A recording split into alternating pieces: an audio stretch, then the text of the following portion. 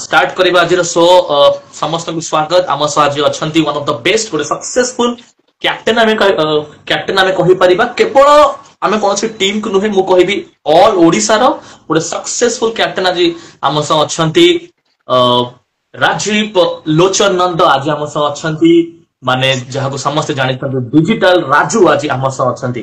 तो प्रथमे स्वागत भाई, नमस्कार, आम शो को स्वागत। नमस्कार नमस्कार भाई, निजर गोटे बहुमूल्य टाइम आपण आमको देइछंती, तो आमे आज बहुत खुशी अछु। तो फर्स्ट आपण केउटु बिलोंग्स करंती, आपणकर प्रॉपर घर केउठी, प्लीज हम व्यूअर्स माने गोटे के जणाइबे। मु तो अनुगुल जिल्ला रो पोरंग गाँव बिलोंग्स करूची। पोरंग प्रॉपर घर मोर अनुगुल रु आपण बिलोंग्स करंती एवं अनुगुल रु आपण केमती भुवनेश्वर आसिले आमे से विषय तो कथा हवा, बहुत सारा चर्चा करिबा। बट आपण ए क्रिकेट को छाड़ी की अलग आपणकर कोन केमती अछि, जॉब वगैरह कि नहले एनी बिजनेस ना किछि स्टडी करछंती? ना मो ऑटोमोबाइल सेक्टर रे जॉब करथली, बट 1 ईयर होलानी ताको जॉब छाड़ देई जे। ठीक अछि, तो एबे अपना जॉब अनफॉर्चुनेटली आपण एबे छाड़ देई छथि। ठीक अछि, तो नेक्स्ट मु जिबी क्रिकेट कैरियर ऊपर आमे जिबा। आपण फर्स्ट टाइम पय प्रथम थर पय केबे ओल्हितले क्रिकेट पड़िया को, क्रिकेट खेलिबा को आपणकर मन केबे होइतला starting row first time? Starting रो छोटे बड़ो घरे समस्त क्रिकेट देखंती, तो सेतबेले खेलिया पय बहुत इच्छा हुए। आउ स्टार्टिंग मो टूर्नामेंट खेलिथिली 2004 मसिया रे। 2004 रु आपण खेललेनी, माने कम से कम आमे जे देखिबा 21 वर्ष पूर्वरु आपण क्रिकेट खेलिबा स्टार्ट करथले। सेते बेले आपनको बयस केमती कोन थिला, केते वर्ष थिला आपनको? देखो सेते बेले मु जतले टूर्नामेंट खेलुतली, सेते हाफ पैंट रे भी क्रिकेट खेलुतली बिला। आ ए जो हल्का बोलला सेते बेले 12 टंका पड़ुतला जतले मु टूर्नामेंट खेलिया स्टार्ट करथली। अच्छा, तो ठीक अछि। 2004 रे आपण कहिलेनी, 2004 रे सेते बेले टूर्नामेंट केमती कोन होउतला? सेते बेले तो मु तो बहुत छोट थिली, माने केमिति कोन टूर्नामेंट हुए, माने कमेंट्री हुए कि नाही कि कोन केमती हुए? कमेंट्री तो सब बेले थाए, किंतु सेते बेले चैंपियन राशि 700-800 टका थिबो, किंतु पिला फाइनल मैच खेले 25-25 ओवर खेलंती। अच्छा, माने सेते बेले 15 ओवर ही लीग मैच स्टार्ट हुए। सेते सब बेले 16टा टीम को नै क्रिकेट खेला जाए। आउ साइकिल रे भी हमें खेले पे जाऊ, किछि गाड़ी सुविधा नाही, टूर्नामेंट खेले पे साइकिल रे भी जाइछ। 800 टका 700 टका चैंपियन राशि माने भाबुचंती केते थिला क्रिकेट पछरे, किंतु सेते क्रिकेट खेलियार इच्छा बहुत थिला। 700-800 टंका जदी थिला चैंपियन राशि, तो पुनी एंट्री फीस केते थिला सेते बेले? एंट्री फीस से पक्का पक्की 100 कि 150 थिबो। आउ मु जदी भूल न कहउथाय, शायद सेही 100 टंका की आउ जो 150 टंका पे शायद समस्त 10-10 टंका भी कलेक्शन करथिबे। हां नियाती गोटे बॉल 12 टंकार बॉल किनिया पय भी हमें पैसा कलेक्शन करिया पड़ुतला। से टाइम रे ओनर वगैरह एंटिटी तो मन टीम रो जने के मेन थिबो, कि नले के ओनर तो नथिबे, जदी के धरा गोटे मेन लोकटे थिबो, सी आपण मानन को खेलिया को लेके जाउथिबे, से सेट रहउथिबे से सजाय नहीं। सेते बेले तो एमती किछि क्लब मैच बेसी हमें खेलु नथलु, गां तरफ रु खेलुतलु। तो गां रे जो माने सीनियर थांती से माने ही कलेक्ट करिकि पिला जोगाड़ करंती, हमें जो गोडा का काडी प्रैक्टिस करन, से केवल प्रैक्टिस पे लाई खेली जाऊ। ठीक अछि, लीडरशिप हो नहले कैप्टेनशिप हो, आ विषय चर्चा जेबे भी डिजिटल राजू रुहंती लीडर एवं गोटे कैप्टेनशिप रे सब बेले फास्ट आपण को नेम आसीबो। जदी आमे ऑल ओडिसा रे टॉप 5टी कैप्टेन देखिबा, आपण टॉप 5 कोन आपण शायद 1 नले 2 रे तो आकी जिबे, नो डाउट, कारण आपण सेति की सक्सेस कराइ छथि टीम को। तो ए लीडरशिप एवं ए जो गोटे कैप्टेनशिप रो जिमा आपण को केबेटू आसिला, को मसिया रु आसिला, गोटे लीडर हबार केमिति आपण को माइंड रे को टाइम रे आसिला कि मु गोटे लीडर टाइप रो टीम रे रहिबी, सब बेले गोटे लीडर हिसाब रे रहिबी? नहीं सेमती तो मु केबे भी भाबिने निजको लीडर भले रहया पय, किंतु जते बेले मु टीम रो मु खेलिली अनुगुल, माने अनुगुल जो हमर टीम थिला ଯେତେବେଳେ ମୁଁ ଗୋଟେ ଷ୍ଟ୍ରାଇକ୍ ବୋଲର ହିସାବରେ ଟିମ ରେ ଖେଳୁଥିଲି ତ ମୁଁ ଟ୍ରାଏ କରେ ବୋଲିଂ କି ୟୁନିଟ ଟା କେମିତି ଟିମ ରେ ଭଲ ହବ ଯାଦ୍ୱାରା କି ଅପୋନେଣ୍ଟ ଟିମ ପ୍ରେସର ରହିବ। ତ ସିନିୟର ମାନଙ୍କ ସହିତ କଥା ହୁଏ କଣ କରିବା ଦ୍ୱାରା ଭଲ ହବ। ଧୀରେ ଧୀରେ ମୁଁ ସେମିତି ସେଇ ପ୍ରୋସେସ ଟାକୁ ଆଗକୁ ନେଲି। ଟିକେ ଲର୍ନ କଲି କେମିତି ଆକ୍ଚୁଆଲି ଗୋଟେ ବ୍ୟାଟ୍ସମ୍ୟାନ କୁ ଅଟକେଇ ହବ ଆଜ ଏ ବୋଲର କି ମୋ ବୋଲିଂ ୟୁନିଟ ଯଦି ମୋ ଷ୍ଟ୍ରାଇକ୍ ବୋଲର ଅଛି ମୋର ଯୋଉ ଆଉ 4ଟା ବୋଲର ଅଛନ୍ତି କେମିତି ଆମେ ଗୋଟେ ଅପୋନେଣ୍ଟ ଟିମ୍ କୁ ଅଟକେଇ ପାରିବା ସେଇ ୱେରେ ଟିକେ ଲର୍ନ କରି ମୁଁ ଆଗକୁ ବଢିଲି। 2017 ମସିହାରେ ଲୁଟାରିୟସ୍ ଟିମ ର ମୁଁ କ୍ୟାପ୍ଟେନ ହେଇଥିଲି। ଫାଇଭ କ୍ୟାପ୍ଟେନସିପ 2017 2017 ହେଇଥିଲି। 2004 ରୁ ନେଇକି 2017 ତା ମାନେ 13 ବର୍ଷ ଆପଣଙ୍କୁ 13 ବର୍ଷ ମଧ୍ୟରେ ସାୟଦ ଆପଣ ଗୋଟେ ଭଲ କ୍ରିକେଟର ବି ହେଇଯାଇଥିବେ। ଏକ୍ସପିରିଏନ୍ସ ଆପଣଙ୍କ ପାଖରେ ହେଇଯାଇଥିବ। ଲୁଟୁ ୱାରିୟର୍ସ ଟିମ ର ଆପଣ 2017 ରେ କ୍ୟାପ୍ଟେନ ହୁଅନ୍ତି। ଆଉ କ୍ୟାପ୍ଟେନ ହବା ପରେ ଆପଣ ଫାର୍ଷ୍ଟ ଟାଇମ କେବେ ଟିମ କୁ ଗୋଟେ ଚାମ୍ପିୟନସିପ ଜିତାନ୍ତି ପ୍ଲିଜ ଟିକେ କହିବେ। ନାଇଁ ସେ 2017 ମସିହାରେ ଆମେ ଚାମ୍ପିୟନ ହେଇଥିଲୁ କିନ୍ତୁ ମୁଁ ଗୋଟେ ବ୍ୟାଟ୍ସମ୍ୟାନ ହିସାବରେ ଖେଳୁନଥିଲି ଗୋଟେ ବୋଲର ହିସାବରେ ଟିମ ରେ ଖେଳୁଥିଲି। ସେ ଆପଣଙ୍କର ହିଁ 2017 ମସିହାରେ ହିଁ କ୍ୟାପ୍ଟେନସିପ ଚାମ୍ପିୟନ ହେଇଥିଲି। ହଁ ମୋ ଚାମ୍ପିୟନ ହେଇଥିଲେ। କ୍ୟାପ୍ଟେନସିପ ରେ ଟିମ ଚାମ୍ପିୟନ ହେଇଥିଲା କିନ୍ତୁ ଗୋଟେ ବୋଲର ହିସାବରେ ଖେଳୁଥିଲି ଟିମ ରେ। ଆପଣଙ୍କର ସେ ଟୁର୍ଣ୍ଣାମେଣ୍ଟ ଯଦି ମନେ ଅଛି ଟିକେ ନେବେ କୋଉ ଟୁର୍ଣ୍ଣାମେଣ୍ଟ ରେ? ସେ ଟୁର୍ଣ୍ଣାମେଣ୍ଟ ଆମର ଗୋଳାବନ୍· ସାଇଡ ରେ ଗୋଟେ ଟୁର୍ଣ୍ଣାମେଣ୍ଟ ହଉଥିଲା ସେ ଆମ ଲୋକାଲ ରେ ସେଇଟା ଆମେ ଟୁର୍ଣ୍ଣାମେଣ୍ଟ ଚାମ୍ପିୟନ ହେଇଥିଲୁ ରେଡ ବଲ୍ ଫର୍ମାଟ ର। ଆଚ୍ଛା ବୋଲର ହିସାବରେ ଆପଣ ଖେଳୁଥିଲେ ବ୍ୟାଟିଂ ବି ଆମେ ଦେଖିଛୁ ଆପଣଙ୍କର ଏବେକା ଟାଇମରେ ବ୍ୟାଟିଂ ବହୁତ ଏକ୍ସକ୍ଲୁସିଭ ବ୍ୟାଟିଂ ଆପଣଙ୍କର ଫାୟାର ବ୍ୟାଟିଂ ଆପଣ କରନ୍ତି ଡରନ୍ତିନି। ଆଉ କ୍ୟାପ୍ଟେନସିପ ରେ ଆପଣ କଣଟା ଶିଖିଛନ୍ତି ଆପଣଙ୍କ କ୍ୟାପ୍ଟେନସିପ କଣ କେମିତି ଆପଣ କୋହଲିଙ୍କ ଭଳି ଏଗ୍ରେସିଭ କ୍ୟାପ୍ଟେନସିପ ନା ଧୋନିଙ୍କ ଭଳି କୁଲ କାମ ନା ଆଭରେଜଲି ଆପଣ ଦୁଇ ଜିନିଷ ମାନେ ଦୁଇଟି ଯାକ ଜିନିଷକୁ ଟିକେ ମ୍ୟାନେଜ କରିକି ଚାଲନ୍ତି କୋଉଟା କଲେ ଆକ୍ଚୁଆଲି ଭଲ ଏବଂ ଆପଣ କଣଟା ଶିଖିଛନ୍ତି ଏଇ କ୍ୟାପ୍ଟେନସିପ ରୁ? ଦେଖନ୍ତୁ ମୁଁ ଯାହା ଶିଖିଛି ମୁଁ ସେମିତି ଆଗ୍ରେସିଭ ହେବା ପାଇଁ ଟ୍ରାଏ କରେନି କାହିଁକି ନା ଗୋଟେ ବୋଲର ପାଖରୁ ତମେ ଆଗ୍ରେସିଭ ହେଇକି କିଛି ବାହାର କରିପାରିବନି। ଆଗ୍ରେସିଭ ସବୁ ଯଦି ଅପୋନେଣ୍ଟ ପାଖରେ ରହୁଛ ତାହେଲେ ଠିକ ଅଛି। ବଟ ଆମ ଏଇ ଯୋଉ ଟେନିସ ଫର୍ମାଟ ରେ ଆଗ୍ରେସିଭ ହବାର କିଛି ଆବଶ୍ୟକତା ନାହିଁ। କୁଲ କାମ ରହିକି କେମିତି ଗୋଟେ ବୋଲର ପାଖରୁ ତାର ନିଜ କ୍ୱାଲିଟି ଟା ବାହାର କରିବ ଯୋଉଟା କି ତାକୁ କନଫିଡେଣ୍ଟ ଦବ। ସେ ଯାହା ଚାହୁଁଛି ତାକୁ ସେ ସପୋର୍ଟ ଦେଲେ ସେ ବୋଲର ଆମକୁ ଜିତେଇ ପାରିବ। କାହିଁକିନା ଗୋଟେ ମ୍ୟାଚ ଜିତିବା ପାଇଁ ବୋଲର ଇମ୍ପୋର୍ଟାନ୍ସ ବହୁତ ଦରକାର। ବ୍ୟାଟ୍ସମ୍ୟାନ ତ ଗୋଟେ ମ୍ୟାଚ ରେ ରନ୍ କରିକି ଗୋଟେ ମ୍ୟାଚ ଜିତେଇଦବ। କିନ୍ତୁ ଗୋଟେ ଟୁର୍ଣ୍ଣାମେଣ୍ଟ ହଉ କି ଯେକୌଣସି ଆମେ ଯଦି ସିରିଜ ଖେଳୁଛନ୍ତି ବୋଲର ଭୂମିକା ବହୁତ ଥାଏ। ତାଙ୍କ ପାଖରୁ କେମିତି ଭଲ ବୋଲିଂ ବାହାର କରିବ ତାଙ୍କୁ କେତେ ସପୋର୍ଟ ଦରକାର ତାଙ୍କର କଣ କଣ ପ୍ରୋବ୍ଲେମ ହଉଛି କି ପର୍ଟିକୁଲାର ପିଚ ଉପରେ କଣ ତାଙ୍କର ବଲ୍ ହଉନି ତ ସେଇ ଜିନିଷ ଡିସକସନ ଭଲରେ କଲେ ଯାଇକି ହବ ଆଉ ଆଗ୍ରେସିଭ ରହିଲେ ତ ହବନି କାହିଁକି ନା ଗୋଟେ ବୋଲର ଫୋପଡା ମାନେ ଥ୍ରୋ ୱିକେଟ ରେ ତମେ ଯଦି ଗୋଟେ ଜାଗା ପର୍ଟିକୁଲାର କହିବ ସେଇ ଜାଗା ମେଣ୍ଟେନ କରିକି ପକା ସେଇଟା କେବେ ପସିବୁଲ ନୁହଁ। କାହିଁକି ନା କୋଉଠି 26 ଟା ପିଚ୍ ମିଳୁଛି କୋଉଠି 32 ଷ୍ଟେପ ର ମିଳୁଛି କୋଉଠି 20 ଷ୍ଟେପ ବି ମିଳିଯାଉଛି।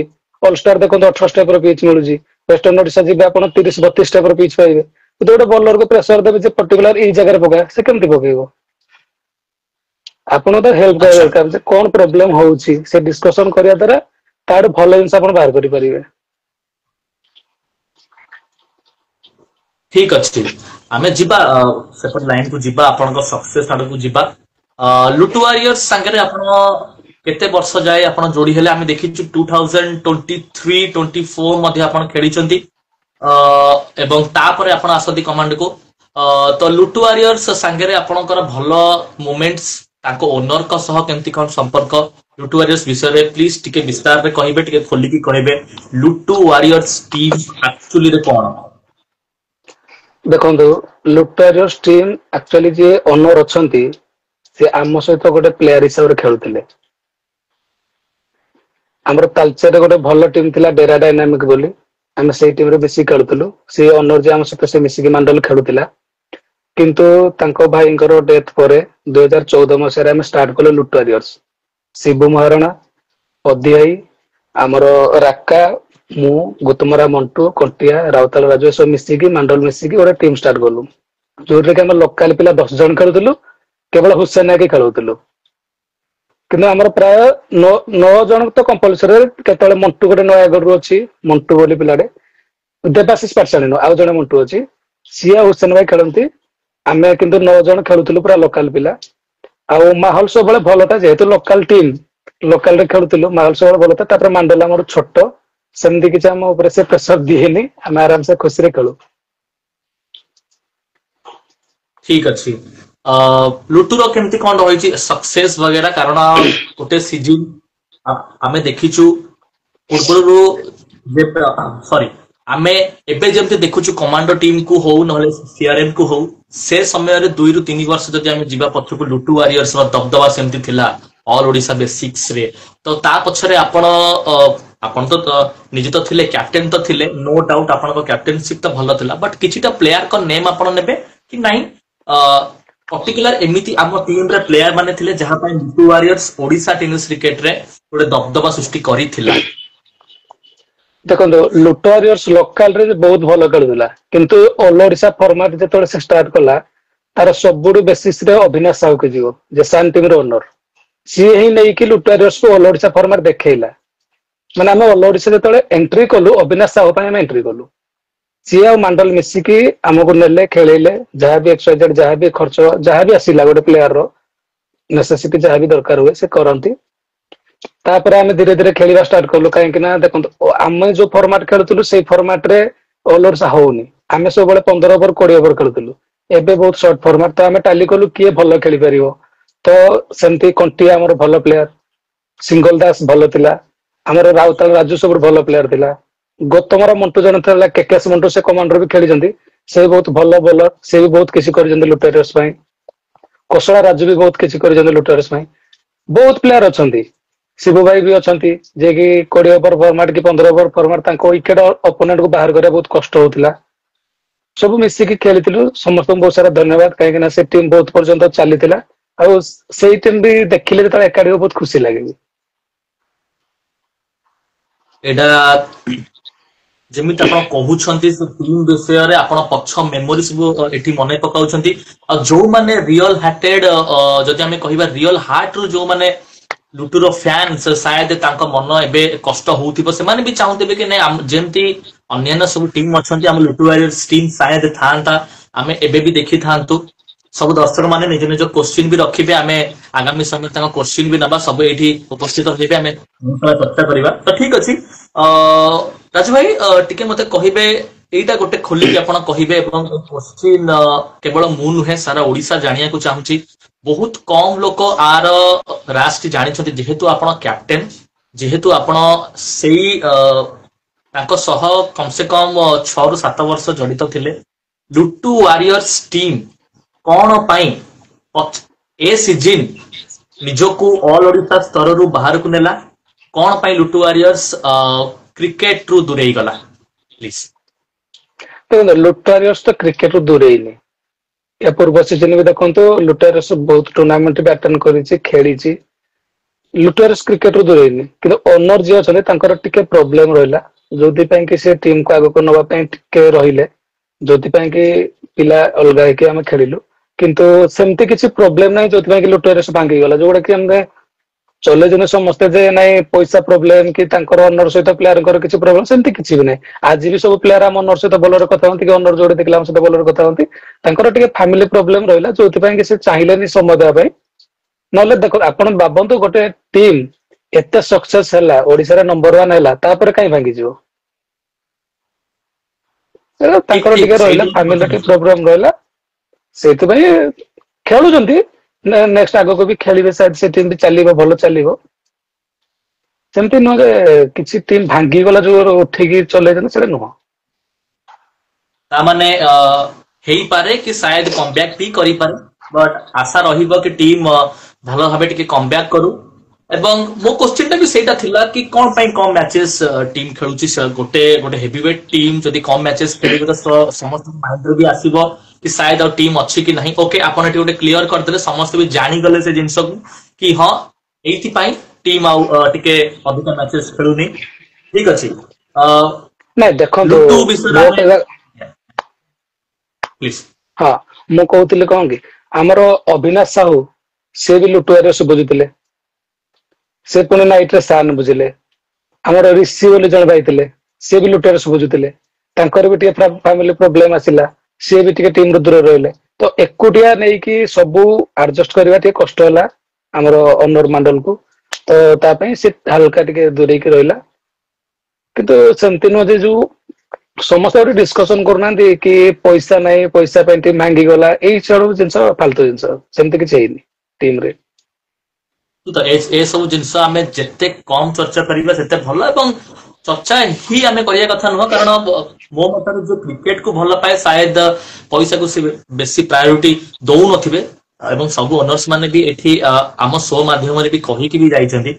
ଠିକ ଅଛି, ଲୁଟୁ ୱାରିୟର୍ସ ଟିମ୍ କେମିତି ବ୍ୟାକ୍ କରୁ ଆଗାମୀ ସମୟରେ, ସେଇ ଦବଦବା ପୁଣି ଥରେ ଜାରି ରହୁ ଯେମିତି ତାଙ୍କର ଥିଲା। ଓକେ, ଲୁଟୁ ୱାରିୟର୍ସ ବିଷୟରେ ଆମେ ବହୁତ ସାରା ଚର୍ଚ୍ଚା କଲେ। ଲୁଟୁ ୱାରିୟର୍ସ ରୁ କମାଣ୍ଡୋ କୁ ଜର୍ଣ୍ଣି ଆପଣଙ୍କର କେମିତି କଣ ହୁଏ, କାହାର କଲ୍ ଆସେ କି କାହାର ହାତ କି ଆପଣ ଫଟାକ ସେ ଆସିକି ଟିମ୍ କମାଣ୍ଡୋରେ ଆସିକି ରୁହନ୍ତି ଏବଂ ସାଙ୍ଗେ ସାଙ୍ଗେ କ୍ୟାପ୍ଟେନ ହେଇଯାଆନ୍ତି? ନାଇଁ, ମୁଁ ତ କମାଣ୍ଡୋକୁ ଯାଇଛି ଯଦି କେବଳ ଅବିନାଶ ସାହୁ ପାଇଁ। କାହିଁକି ନା ମୁଁ ଯେତେବେଳେ ଲୁଟୁ ୱାରିୟର୍ସରେ ଖେଳୁଥିଲି, ସେତେବେଳେ ଯେତେବେଳେ ନାଇଟ ମ୍ୟାଚ୍ ଯେତେବେଳେ ସାନ୍ ଖେଳେ, ମୁଁ କଣ୍ଟିଆ, କୋଶଳା ରାଜୁ, ଗୁତୁମରା ମୁଣ୍ଟୁ, କେକେଶ ମୁଣ୍ଟୁ ଏମିତି କେତେଟା ମ୍ୟାଚ୍ ଆମେ ଖେଳିଛୁ ସବୁ ମିଶିକି ସାନ୍ ପଟୁ। ତ ଯୋଉ ଟୁର୍ଣ୍ଣାମେଣ୍ଟ ଲୁଟୁ ଆଟେଣ୍ଡ କରିନଥାଏ, ଯଦି ଆମେ ଖେଳି ନଥାଉ ସେଇ ଟୁର୍ଣ୍ଣାମେଣ୍ଟ ଗୁଡାକ, ତାହେଲେ ଅବିନାଶ ସାହୁ ଫୋନ କରନ୍ତି କି ଆସ କମାଣ୍ଡୋରେ ଖେଳିବା ପାଇଁ। ତ ଆମେ ଯାଉ, ଖେଳୁ। ଧୀରେ ଧୀରେ ତାଙ୍କ ସହିତ ଖେଳିଲା ପରେ, ତାଙ୍କ ଯେହେତୁ ସାନରେ ଆମେ ଖେଳୁଥିଲୁ, ପ୍ଲେୟାରଙ୍କ ସହିତ ତ ବଣ୍ଡିଙ୍ଗ ସବୁବେଳେ ଭଲ। ଧୀରେ ଧୀରେ ମୁଁ ଟୁନାଙ୍କ ସହିତ ମିଶିଲି, ତାଙ୍କ ସହିତ ମିଶିଲା ପରେ ସେ ନିଜେ ବି କଲ୍ କରନ୍ତି। ଯୋଉ ଟୁର୍ଣ୍ଣାମେଣ୍ଟ ଲୁଟୁ ଧରିନଥାଏ, ସେ ଟୁର୍ଣ୍ଣାମେଣ୍ଟ ମୁଁ କମାଣ୍ଡୋ ପଟେ ଖେଳୁ। ଆଉ ଯେତେବେଳେ ଏଇ ଇୟରରେ ଯେତେବେଳେ ଆମର ଟିମ୍ ରହିଲାନି, ପ୍ରିଭିୟସ ଇୟରରେ ଲୁଟୁ ୱାରିୟର୍ସ ରହିଲାନି, ତ ସେ ମତେ ଫୋନ କଲେ କି ଯଦି ଟିମ୍ ତୋର ଯଦି ଧରିବ ଯୋଉଟା, ତୁ ଯଦି ଖେଳିବା ପାଇଁ ଚାହୁଁଛୁ ଖେଳିବୁ, ଯଦି ନାହିଁ ତାହେଲେ ତୁ ମୋ ପଟେ ଖେଳିବୁ। ତ ମୁଁ ହଁ କରିଥିଲି ଯେ ମୁଁ ଏଇ ସିଜନ କମାଣ୍ଡୋ ପଟେ ହିଁ ଖେଳିବି। କମାଣ୍ଡୋ ଟିମ୍ କୁ ଆପଣ ଆସନ୍ତି। କମାଣ୍ଡୋ ଟିମ୍ ଟିକେ ଆମକୁ ଏଠି ଟିକେ କହିବେ। ଦେଖନ୍ତୁ, ସବୁ ଫ୍ରାଞ୍ଚାଇଜ ଅଲଗା ଅଲଗା ଥାଏ। ଯେମିତି ଆମେ ଆଇପିଏଲ କୁ ବି ଯିବା, ଚେନ୍ନାଇର ଫ୍ରାଞ୍ଚାଇଜ ତାଙ୍କ ଫ୍ରାଞ୍ଚାଇଜ ର ମାହୋଲ ଟିକେ ଅଲଗା ଥିବ, ବାଙ୍ଗାଲୋରର ଟିକେ ମାହୋଲ ଅଲଗା ଥିବ, କେକେଆର ର ଟିକେ ଥିବ ଅଲଗା। ତ ଏଠି ଟିକେ ଆପଣ କହିବେ କି ଆପଣ ଗୋଟେ ଟିମ୍ ସାଙ୍ଗରେ 7 ବର୍ଷ ରହିଲେ କି 6 ବର୍ଷ ରହିଲେ, ହଠାତ୍ କି ଗୋଟେ ନୂଆ ଟିମ୍ କୁ ଆସନ୍ତି, ତ ସେ ମାହୋଲଟି ପଛ ଟିମ୍ ଠାରୁ, ମାନେ ଲୁଟୁ ଠାରୁ କମାଣ୍ଡୋର ମାହୋଲଟି କେମିତି କଣ ଥିଲା, କଣଟା ଥିଲା ଅଲଗା, ଏଠିକି ଆସିକି ଆପଣଙ୍କୁ କଣଟା ଶିଖିବାକୁ ମିଳିଲା, ସେ ବିଷୟରେ ଟିକେ କହିବେ। ଫରକ କଣ, ଲୁଟୁ ୱାରିୟର୍ସ ଆଉ କମାଣ୍ଡୋ ଭିତରେ ଫରକଟା କଣ ଥିଲା, ତାଙ୍କ ପ୍ଲେୟାର ଆଉ ଆଙ୍କ ପ୍ଲେୟାର ଭିତରେ ଫରକଟା କଣ ଥିଲା? ଦେଖନ୍ତୁ, ଆପଣ ପୂର୍ବରୁ ଯଦି ବି ଦେଖିବେ, ଯେତେବେଳେ ଲୁଟୁ ୱାରିୟର୍ସରେ ମୁଁ ଖେଳୁଥିଲି କି ଆମ ଟିମ୍ ଥିଲା, ସେତେବେଳେ ଯେତେବେଳେ ଆମର କମାଣ୍ଡୋ ସହିତ ମ୍ୟାଚ୍ ହୁଏ, ସେମିତି କିଛି ଜିଦିର ମ୍ୟାଚ୍ ଆମେ ଖେଳୁନି। କାହିଁକି ନା ଆମ ଦି ଟିମ୍ ର ଅନର ସେମ୍, ତାଙ୍କର ବିହେଭ ଯେମିତି ଆଙ୍କର ବିହେଭ ସେମିତି, ଖାଲି ସିଏ ଟିକେ ଟୁନାଇ ଟିକେ ଏଜରେ ଅଧିକା ହବ, ମାଣ୍ଡଲ ଟିକେ ଛୋଟ। କିନ୍ତୁ ପ୍ଲେୟାରଙ୍କ ଉପରେ କୌଣସି ପ୍ରକାର ପ୍ରେସର ନାହିଁ। ସବୁ ପ୍ଲେୟାର ତମେ ଯାହା ବି ନିଜର କ୍ୱାଲିଟି ରଖିଛ, ଯୋଉଥିପାଇଁ ତମ ଟିମ୍ କୁ ଆଣା ହେଇଛି, ତମେ ସେଇ ସ୍କିଲ୍ ଦେଖାଅ। ତମ ଉପରେ କୌଣସି ଅନ୍ୟର ପ୍ରେସର ନଥାଏ। ତ ମାହୋଲ ପାଖାପାଖି ସମାନ, ଫ୍ରିରେ ବହୁତ ରହୁ, ଆଉ ବହୁତ ଏନ୍ଜୟ କରୁ, ମସ୍ତି କରିକି ଆମେ ଟିମରେ ଖେଳୁ। ଦିଟା ଯାକ ଟିମ୍ ପାଖାପାଖି ପ୍ରାୟ ସମାନ। ନିଶ୍ଚିତ ଭାବେ ଦିଟା ଯାକ ଟିମ୍ ବି ଯଦି ଆପଣ ଦେଖିବେ ଓଡିଶାର ସକ୍ସେସଫୁଲ ଟିମ୍ ଲୁଟୁ ୱାରିୟର୍ସ ହଉ ନହେଲେ କମାଣ୍ଡୋ ହଉ, କମାଣ୍ଡୋ ଇଲେଭେନ ଭୁବନେଶ୍ୱର ଏ ସିଜିନ୍ 2024-25 ଷ୍ଟାର୍ଟିଂ ରୁ ଟିମ୍ ଗୋଟେ ଆଶା ନେଇକି ଓହ୍ଲାଏ। କାରଣ ଯଦି ଆମେ ସିଆର୍ଏନ୍ କୁ ଦେଖିବା, ସିଆର୍ଏନ୍ ବହୁତ ଷ୍ଟ୍ରଙ୍ଗ ଟିମ୍ ରୂପରେ ଓହ୍ଲେଇଥିଲା। ସିଆର୍ଏନ୍ ଟିମ୍ ରେ ଏମିତିକା ପିଲା ଥିଲେ, ସମସ୍ତେ ଭାବିଲେ କି ସିଆର୍ଏନ୍ ହିଁ ହେଲା ସେ ଟିମ୍ ଯେ କି ଏ ସିଜିନ୍ ରେ ସାୟଦ ବହୁତ ସାରା ଟ୍ରଫି ନବ। ବଟ୍ ଯେତେବେଳେ ଆପଣ ଓହ୍ଲାନ୍ତି ଷ୍ଟାର୍ଟିଂ ରୁ, ପ୍ରଥମେ କିଛି ଟୁର୍ଣ୍ଣାମେଣ୍ଟ ଆପଣ ହାରନ୍ତି, ତାପରେ ଆପଣଙ୍କ ଟିମ୍ ବ୍ୟାକ୍ କରେ। ବଟ୍ ଆମେ ତ ଯିବା ସେପଟକୁ, ବଟ୍ 2-3ଟି ଟୁର୍ଣ୍ଣାମେଣ୍ଟ ଆପଣ ହାରିଲା ପରେ ଟିମ୍ ରେ କେମିତି କଣ ଥାଏ ମାହୋଲ, ଟିମ୍ ର ମିଟିଂ ବଗେରା କେମିତି ହୁଏ, ଟିମ୍ କୁ କେମିତି ବ୍ୟାକ୍ କରିବା, ଓନର ଟୁନା ଭାଇଙ୍କର କେତେ ଥାଏ ଯୋଗଦାନ, ଆପଣ କ୍ୟାପ୍ଟେନ ଆପଣଙ୍କର କେତେ ଥାଏ ଯୋଗଦାନ, ଟିମ୍ କୁ କେମିତି ବ୍ୟାକ୍ କରାଯିବ, ସେ ବିଷୟରେ କେମିତି କଣ ଥିଲା ଚର୍ଚ୍ଚା, ପ୍ଲିଜ ଟିକେ କହିବେ। ଦେଖନ୍ତୁ, କମାଣ୍ଡୋ ଯୋଉ ଫାଷ୍ଟ ଯୋଉ ଲୁଟୁ ୱାରିୟର୍ସ ଟୁର୍ଣ୍ଣାମେଣ୍ଟ ହାରିଲା, ଗୋଡା ଟୁର୍ଣ୍ଣାମେଣ୍ଟ ହାରିଲା, ମୁଁ ସେ ଟୁର୍ଣ୍ଣାମେଣ୍ଟ ଦିଟା ବି କମାଣ୍ଡୋ ସାଇଡ୍ ରୁ ଖେଳି ନଥିଲି। କିନ୍ତୁ ଟୁନାଇ ସବୁବେଳେ ମତେ କଲ୍ କରନ୍ତି, କାହିଁକିନା ମୋ ଦେହ ଖରାପ ଥିଲା। ଟୁନାଇ ମତେ କଲ୍ କରନ୍ତି, କେତେ ଜଲ୍ଦି ତୁ ଜଏନ୍ କରିବୁ। ଆଉ ଦେନ୍ ଶ୍ରୀନିବାସ ପ୍ରଧାନ ବି ଖେଳୁନଥିଲା ଟିମ୍ ରେ, ସେ ଗୋଡାରେ ଟିମ୍ କୁ ରିଟର୍ନ ଆସିଲା। ଜଗନ ବି ଟିମ୍ ରେ ନଥିଲା, ଜଗନ ବି ରିଟର୍ନ ଆସିଲା। ତ ଚୁଇଁକାଳି ଆଉ ଚିନୁକୁ ନେଇକି ସେ ଦିଟା ଟୁର୍ଣ୍ଣାମେଣ୍ଟ ସେ କଥାବାର୍ତ୍ତା ସବୁ ପ୍ଲେୟାରଙ୍କ ସହିତ, ପିନୁ ଭାଇ ଥିଲେ ତାଙ୍କ ସହିତ ସେ କଥାବାର୍ତ୍ତା ହେଇ ଖେଳନ୍ତି। କିନ୍ତୁ ଯେତେବେଳେ ଆମେ ଗୋଡା ଟୁର୍ଣ୍ଣାମେଣ୍ଟ ପରେ, ଯେତେବେଳେ ଆମେ ଶ୍ରୀନିବାସ, ଜଗନ, ମୁଁ ଆସିଲୁ ଟିମ୍ କୁ, ତ ଚୁଇଁକାଳିଆ, ଚିନୁ ଟିମ୍ ରେ ସେମିତି କୌଣସି ଲିଡରସିପ ର କିଛି ଆମର ନଥାଏ। ତ ଆମେ ମାକ୍ସିମମ୍ ଯୋଉମାନେ ବହୁତ କିଛି ଏକ୍ସପିରିଏନ୍ସ ଅଛନ୍ତି, ବହୁତ ପିଲା ଆମର ଅଛନ୍ତି ଯୋଉଟା କି ଏକ୍ସପିରିଏନ୍ସ ପିଲା, ତାଙ୍କ ସହିତ ଆମେ ଡିସ୍କସନ କରୁ ଯେ କୋଉ ଜିନିଷଟା କଲେ ଟିମ୍ ପାଇଁ ଭଲ ହବ। ଆଉ ସବୁଠୁ ବଡ କଥା ଆମର ଓନରଙ୍କ ପାଇଁ କହୁଛି ଟୁନାଇଙ୍କର, ଗୋଟେ ପ୍ଲେୟାର ଯେତେ ବି ଫ୍ଲପ୍ ହଉ ସେ ସବୁବେଳେ ତାକୁ ବ୍ୟାକ୍ କରନ୍ତି। ନୋଟ କି ଅଲଗା ଯେମିତି ଅନର ଅଛନ୍ତି ପିଲା ଚେଞ୍ଜ କରିଦବା ତାଙ୍କୁ ଏମିତି ପସନ୍ଦ ନୁହେଁ। ସେ ଯୋଉ ଗୋଟେ ପିଲା ଯଦି ବୋଲିଂ କରିପାରୁନି ତାକୁ ପୁଣି ବୋଲିଂ ଦିଅ ସେ ପକେଇବ, କି ଗୋଟେ ବ୍ୟାଟ୍ସମ୍ୟାନ ଯଦି ଚାଲୁନି ତାକୁ ଟିକେ ଡାଉନ୍ ଚେଞ୍ଜ କର, କିନ୍ତୁ ତା ବଦଳରେ ସେ କେବେ ପିଲା ଆଣନ୍ତିନି। ଯଦି ଆପଣଙ୍କ ପାଖରେ 10 ରୁ 11ଟା ପିଲା କନଷ୍ଟାଣ୍ଟ ରହିବ ନା ଆପଣ ନିହାତି ରେଜଲ୍ଟ କରିବେ। କାହିଁକି ନା ଆପଣଙ୍କ ଭିତରେ ସେ ଗୋଟେ ୟୁନିଟ କ୍ରିଏଟ ହବ ଯୋଉଟା କି ନଷ୍ଟ କରିବା ବହୁତ କଷ୍ଟ ହେଇଥାଏ। ଆଉ ସେମିତି ଜଗନ ବି ବହୁତ କିଛି କହେ, ଶ୍ରୀନିବାସ ବି କରେ ଟିମ୍ ପାଇଁ। ସମସ୍ତେ ଯେତେ ସିନିୟର ଅଛନ୍ତି, ପଦୀର ବି ଅବଦାନ ଅଛି, ପିନୁ ଭାଇର ବି ବହୁତ ଅବଦାନ ଅଛି।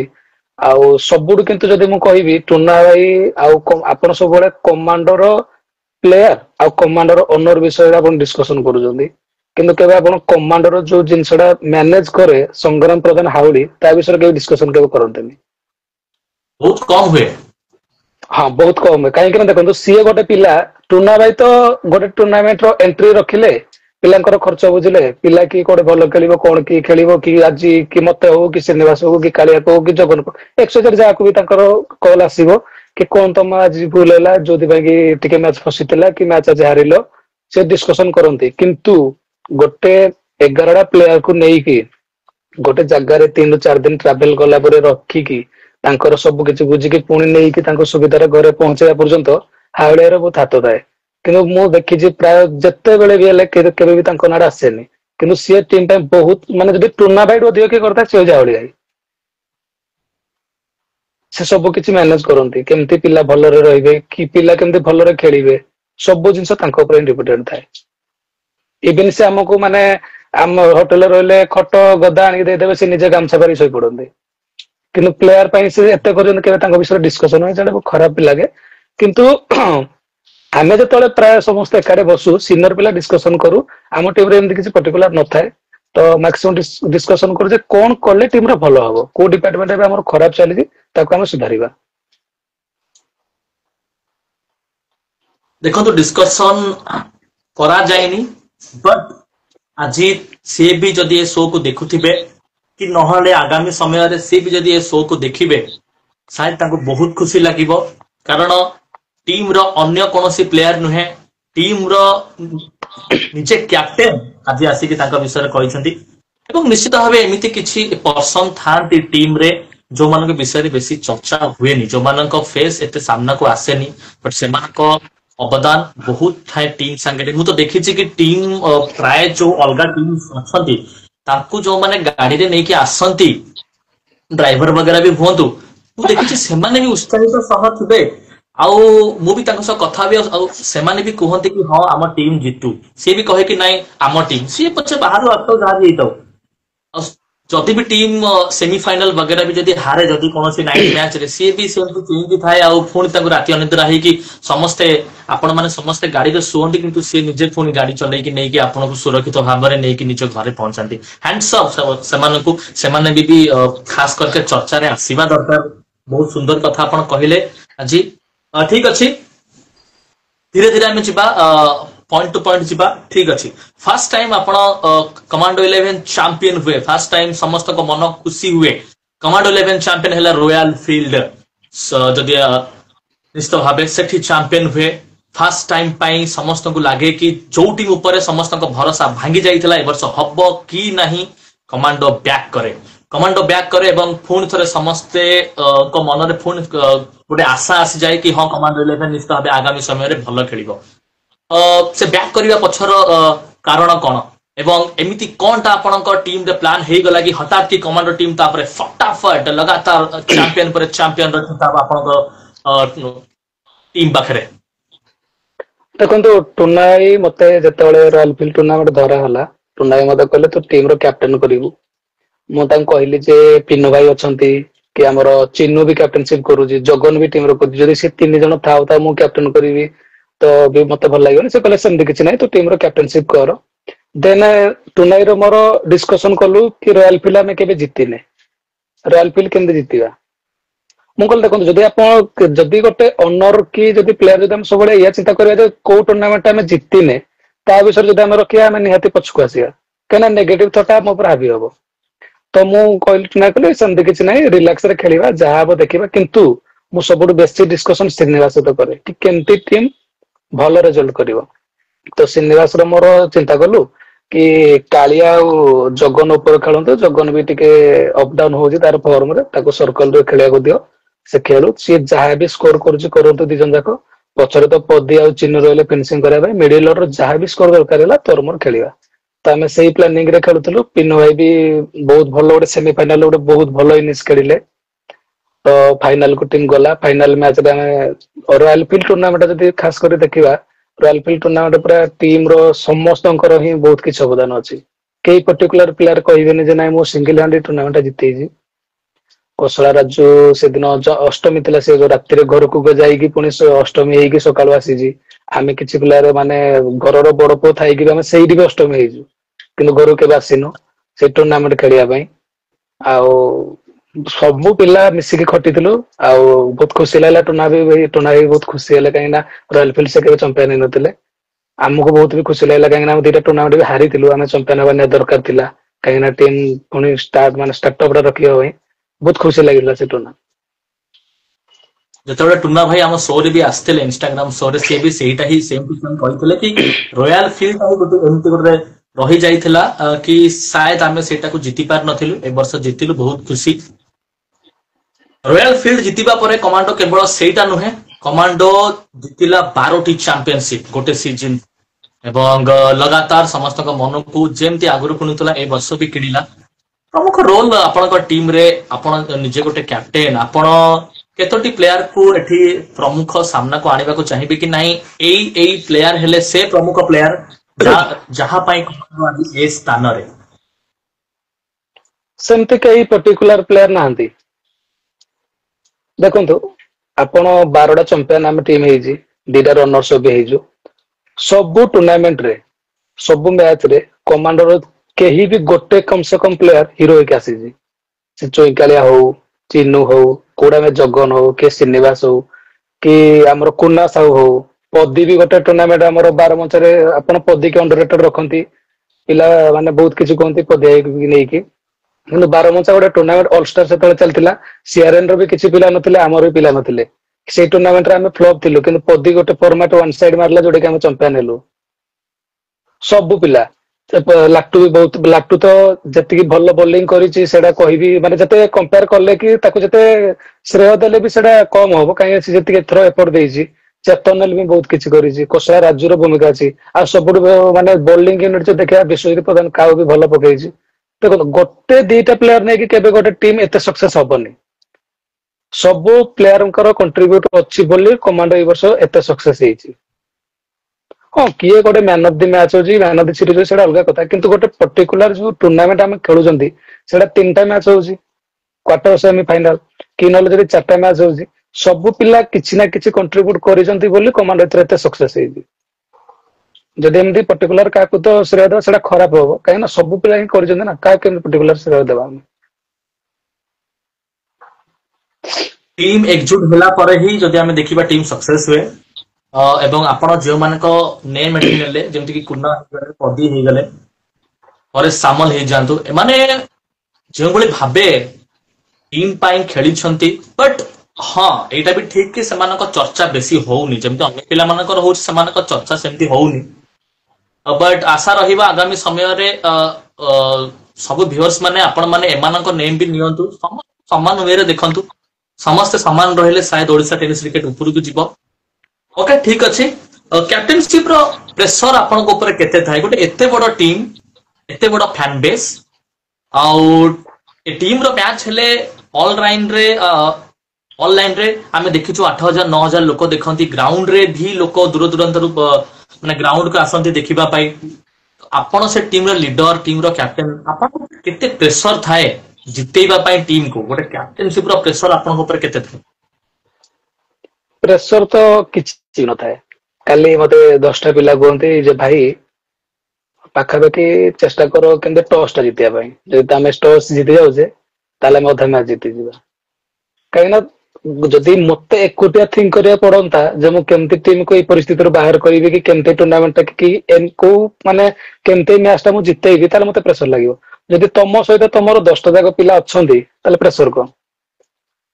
ସମସ୍ତେ ନିଜ ନିଜ କାମ ନିଜ ନିଜ ଡିପାର୍ଟମେଣ୍ଟ କେମିତି ଭଲ କରିବୁ, ଏଇ ମ୍ୟାଚ୍ ଖରାପ ହେଇଛି ଆହୁରି କେମିତି ଭଲ କରିବୁ ଯାହାଦ୍ୱାରା କି ଆମର ଆଉ ଅଲଗା ପିଲାଙ୍କୁ ସାଥ ଦବୁ, ସେଇ ଥିଙ୍କିଙ୍ଗ ନେଇକି ପିଲା ଖେଳିଛନ୍ତି। ଆଉ ସତ କଥା କହିବାକୁ ଗଲେ କମାଣ୍ଡୋ ଯୋଉ ନାହିଁ ନା ନାଇଁ ଏଇ ବର୍ଷ ମତେ ଲାଗିଲା ପିଲା ଆକ୍ଚୁଆଲି କମାଣ୍ଡୋ ଭଳିଆ ହିଁ ଖେଳିଛନ୍ତି। ସେଇଟା ମୋ ଉପରେ କେବେ କିଛି ପ୍ରେସର ଆସେନି। କେତେବେଳେ ଜଗନ ପ୍ରେସର ନିଜେ ଉପରକୁ ନେଇକି ଖେଳେ କି ନାଇଁ ଭାଇ ଏଇ ସବୁ ଜିନିଷ କରିବା, ଶ୍ରୀନିବାସ କେତେବେଳେ କୁହେ, କାଳିଆ ଆସିକି କୁହେ, ପିନୁ ଭାଇ ବି ଆସିକି କେତେବେଳେ ତାଙ୍କ ଏକ୍ସପିରିଏନ୍ସ ସେୟାର କରନ୍ତି।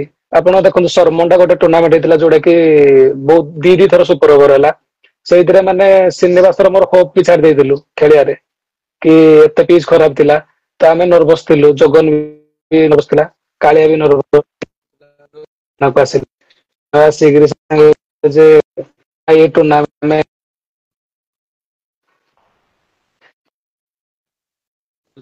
ଦେଖିବା ଆଗକୁ କେମିତି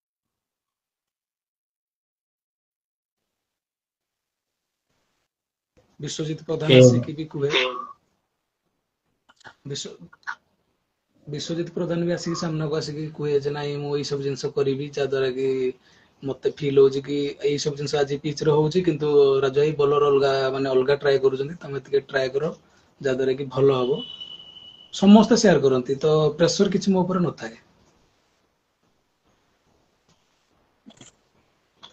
ଗୋଟେ ଜିନିଷ ଆମେ ଦେଖିଛୁ ଯଦି ଆମେ ଦେଖିବା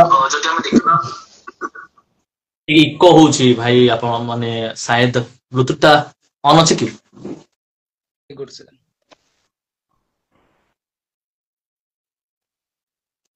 ଗୋଟେ ଇକୋ ଟାଇପ ର ଆସୁଛି।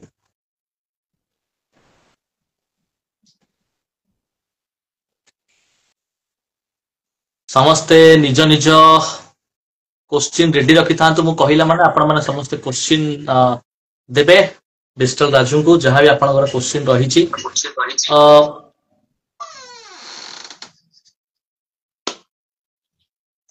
ନିଶ୍ଚିତ ଭାବେ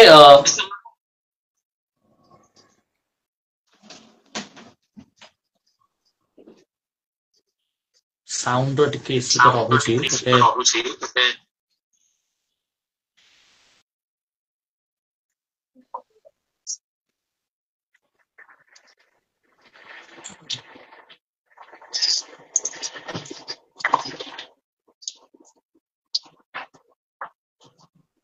ଏବେ କ୍ଲିୟର ଆସିଲା?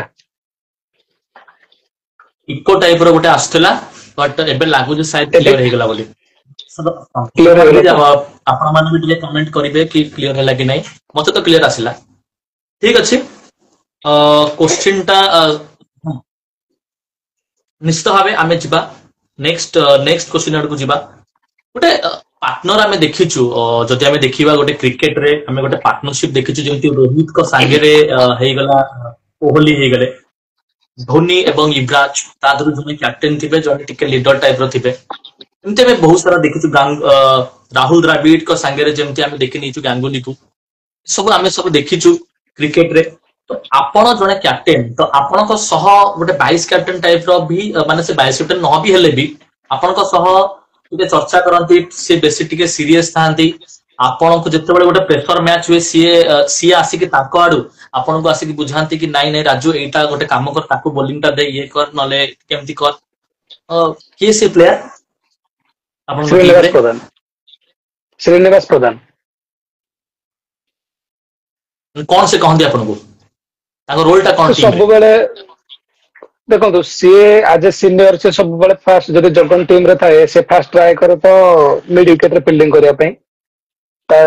ସେ ସେଇ ଜାଗାରୁ ବି ମାନେ ପର୍ଟିକୁଲାର ଆଙ୍ଗେଲ ସବୁ ଦେଖେ କି କେମିତି ଫିଲ୍ଡ ସେଟଅପ କଣ ଭୁଲ ରହୁଛି କି ବଲ ର କଣ ଭୁଲ ରହୁଛି, ବ୍ୟାଟ୍ସମ୍ୟାନ କଣ ଖେଳୁଛି, ସେ ସେଇ ଜାଗାରୁ ଆସିକି କୁହେ କି ନାଇଁ ସେ ମତେ କହିବ ନାଇଁ ସାଙ୍ଗ ଏମିତି ପ୍ରୋବ୍ଲେମ ହଉଛି ତୁ ଟିକେ ଗାଇଡ କର। କି ଯଦି ସେ କିପିଙ୍ଗ କରୁଥାଏ ତ ଆହୁରି ଇଜି ହୁଏ, କାହିଁକି ନା କିପର ରେ ବୁଝେଇବା ବହୁତ ଇଜି ଥାଏ। ସେ ଯୋଉ ଜାଗାରେ ଥିଲେ ବି ଯଦି କିଛି ଗୋଟେ ସ୍କୋର ହେଲା ଟିକେ ଟାଇମ ନିଏ ମତେ ଆସିକି ବୁଝାଏ କି ନାଇଁ ଏଇ ସବୁ ଜିନିଷ ପ୍ରୋବ୍ଲେମ ହଉଛି, ଯାହାକୁ ଆମେ ପୁଣି ଡିସକସନ କରୁ କେମିତି ସେଟା ଠିକ ହବ। ତାର ବହୁତ ରୋଲ ଥାଏ ମୋ ସହିତ। ଶ୍ରୀନିବାସ ପ୍ରଧାନଙ୍କ ବିଷୟରେ ଆପଣ କହିଲେ ଏବଂ ନିଶ୍ଚିତ ଭାବେ ତାଙ୍କ ଯୋଗଦାନ ଟିମରେ ଆମେ ଦେଖିଛୁ ବହୁତ ଥର ପାଇଁ ବ୍ୟାଟିଂ ରେ ବି ତାଙ୍କର ଏ ସିଜିନ ବହୁତ ଭଲ ଯାଇଛି, ବହୁତ ସାରା ରନ୍ ବି ସେ କରିଛନ୍ତି ନିଜ ବ୍ୟାଟ ରେ ବି। ଠିକ ଅଛି, କମାଣ୍ଡୋ 11 ଟିମ୍ ନେକ୍ସଟ ଇୟର ପାଇଁ ଏନି କିଛି ମିଟିଂ ବଗେରା କିଛି ପ୍ରିପାରେସନ ହେଲାଣି? କମାଣ୍ଡୋ 11 କେମିତି ଓହ୍ଲଉଛି ନେକ୍ସଟ ସିଜିନ ରେ? ନା ସେମିତି କିଛି ହେଇନି।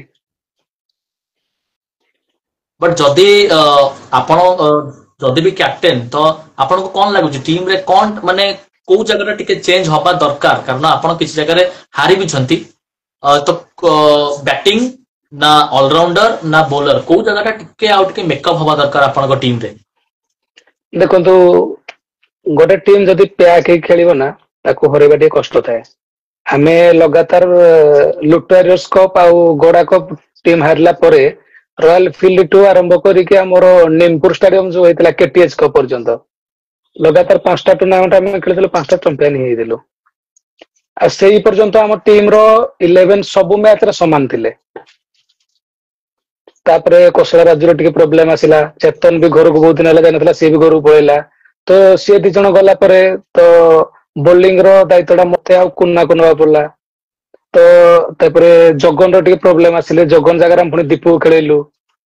ଧୀରେ ଧୀରେ ଯେତେବେଳେ ପିଲା ଅପଡାଉନ ହେଲେ ତ ଆମେ ସେ ମଝିରେ ଯୋଉ କେତେଟା ଟୁର୍ଣ୍ଣାମେଣ୍ଟ ଖେଳିଲୁ ସେଇଟା ଆଉ ପ୍ୟାକ୍ ହେଇ ଖେଳି ପାରିଲୁନି। ତ ଯଦି ଗୋଟେ ଦେଖନ୍ତୁ ଖୋସଳା ରାଜୁ ଜାଗାରେ ଆମେ ଗୋଟେ ବୋଲର ଖେଳେଇବା କି ଚେତନ ଜାଗାରେ ଗୋଟେ ବୋଲର ଖେଳେଇବା, କିନ୍ତୁ ସିଏ ଯୋଉ କାମଟା ଟିମ୍ ପାଇଁ କରନ୍ତି ସେଇଟା ତ ଅଲଗା କେହି ପୂରଣ କରିପାରିବେନି ନା। ବୁଝିପାରୁଛ ନା ନାଇଁ? ମାନେ କୌଶଳ ରାଜୁକୁ ନେଇକି ଯୋଉ ପ୍ଲାନିଂ ଟା ମୋର ହଉ କି ଟିମ ର ହଉ କି ଟୁନାଙ୍କର ହଉ ଥାଏ ଯେ କୌଶଳ ରାଜୁକୁ ଏଇ ଜାଗାରେ ପକେଇବା କି ତାର କନଫିଡେଣ୍ଟ ଅଛି ମୁଁ ଏଇ ବାର୍ଷଣ ପକେଇବି, ସେଇ ଜାଗାରେ ଯଦି ଆମେ ଆଉ ଗୋଟେ ପିଲା ରଖିବା, ଗୋଟେ ନ୍ୟୁ ଫ୍ରେଶ ପିଲାଟେ କି ମୁଁ ବି ହୁଏ କି କୁନା ବି ହଉ, ତ ଆମେ ଚିନ୍ତା କରିବା ତା ଉପରଟା କେମିତି ବାହାର କରିବା, ଆମେ ଆଉ ଆଟାକିଂ ରେ ଯାଇପାରିବାନି। ତ ସେଇ ସବୁ ପ୍ରୋବ୍ଲେମ ହିଁ ରହିଲା, ଯୋଉଟା ପାଇଁ କି ଟିମ୍ ଆମର ଲସ୍ କଲା। କେତେଟା ଟୁର୍ଣ୍ଣାମେଣ୍ଟ ମଧ୍ୟରେ ଯେହେତୁ ପ୍ୟାକ୍ ହେଇକି ଖେଳି ପାରିଲୁନି, ତ କାମ ବି ରହୁଛି କାହିଁକି ନା ଟେନିସ ପିଲା ଖେଳୁଛନ୍ତି ନା, ଘରେ ବି ଟିକେ କାମ ରହିବ। ହଁ ନିଶ୍ଚିତ। ଠିକ ଅଛି, ନେକ୍ସଟ ଇୟର ଦେଖିବା, ଯେହେତୁ ଆପଣ ଏଠି ଖୋଲିକି କହିନାହାନ୍ତି ଏବଂ ସାଇଡ ମିଟିଂ ବଗେରା ହେଇନି। ଆଉ ନେକ୍ସଟ ଇୟର ଆପଣଙ୍କ ଓନର ବି ଆସିଥିଲେ ଏବଂ ସେ ବି କହିଲେ କି ଗୋଟେ ସେମ ଟୁ ସେମ ଟିମ୍ ରହିବ, ବେଶୀ କିଛି ଚେଞ୍ଜିଂ ଟିମରେ ହଁ ସେ ଦେଖିବାକୁ ସେମ ଟୁ ମିଳିବନି। ସେମ ଟିମ୍ ରହିବ। ଠିକ ଅଛି। ଟିମରେ ବେଶୀ ଚର୍ଚ୍ଚାରେ ଯଦି ଆମେ ଦେଖିବା ଏ ସିଜିନରେ ବେଶୀ ଚର୍ଚ୍ଚା ଏବଂ ନମ୍ବର 1 ଅଲରାଉଣ୍ଡର ଭାବେ ସମସ୍ତଙ୍କ ମୁହଁରୁ ଗୋଟାଏ ନାଁ ଆସୁଛି, ସେ ହେଲା ବିଶ୍ୱରଞ୍ଜନ ସାହୁ। ବିଶ୍ୱରଞ୍ଜନ ସାହୁ ଚିନୁଙ୍କ ବିଷୟରେ କଣ କହିବେ? ଚିନୁଙ୍କ ଯୋଗଦାନ ଟିମ ରେ କଣ?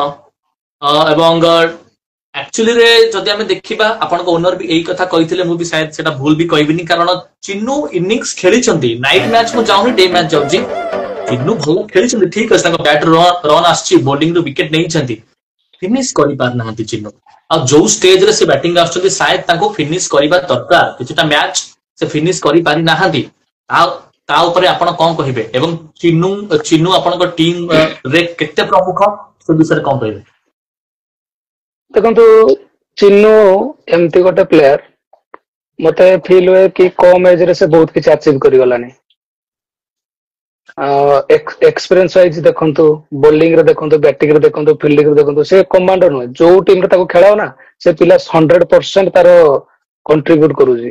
ତ ଯଦି ଗୋଟେ ପ୍ଲେୟାର 100% କଣ୍ଟ୍ରିବ୍ୟୁଟ କରିବ, ସେ ଅଟୋମେଟିକ କିଛି ନା କିଛି ସେ ସକ୍ସେସ ହବ।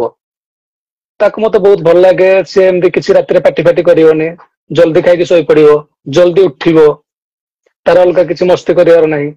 ତ କେମିତି ଭଲ ହବ ସେଇ ବିଷୟରେ ଚିନ୍ତା କରିବ, କି ମୁଁ ଆଜି କଣ ଖରାପ କରିଛି, ଯଦି ଧରିନିଅନ୍ତୁ ଗୋଟେ ମ୍ୟାଚ ରେ ଆମେ କିଏ 25 ରନ ଖାଇଯାଇକି 20 ରନ ଖାଇକି ହାରି ଯାଇଥିବ, କିନ୍ତୁ ସିଏ ମନ ଦୁଃଖ କରିବ, ତୋର କଣ ପାଇଁ ମନ ଦୁଃଖ ହେଇଛି? ସେ କହିବ ନାଇଁ ଭାଇ, ମୁଁ ଯଦି ସେଇଠି ଛକାଟେ ଖାଇ ନଥାନ୍ତି ତମେ 25 ଖାଇଲେ ବି ସେ 6 ରନ ବଢିଥାନ୍ତା, ମୁଁ କଣ ପାଇଁ 6ଟେ ଖାଇଲି? ମାନେ ଏତେ ସେ ସିରିୟସ ଥାଏ, ବୁଝିପାରୁଛ ନାଇଁ?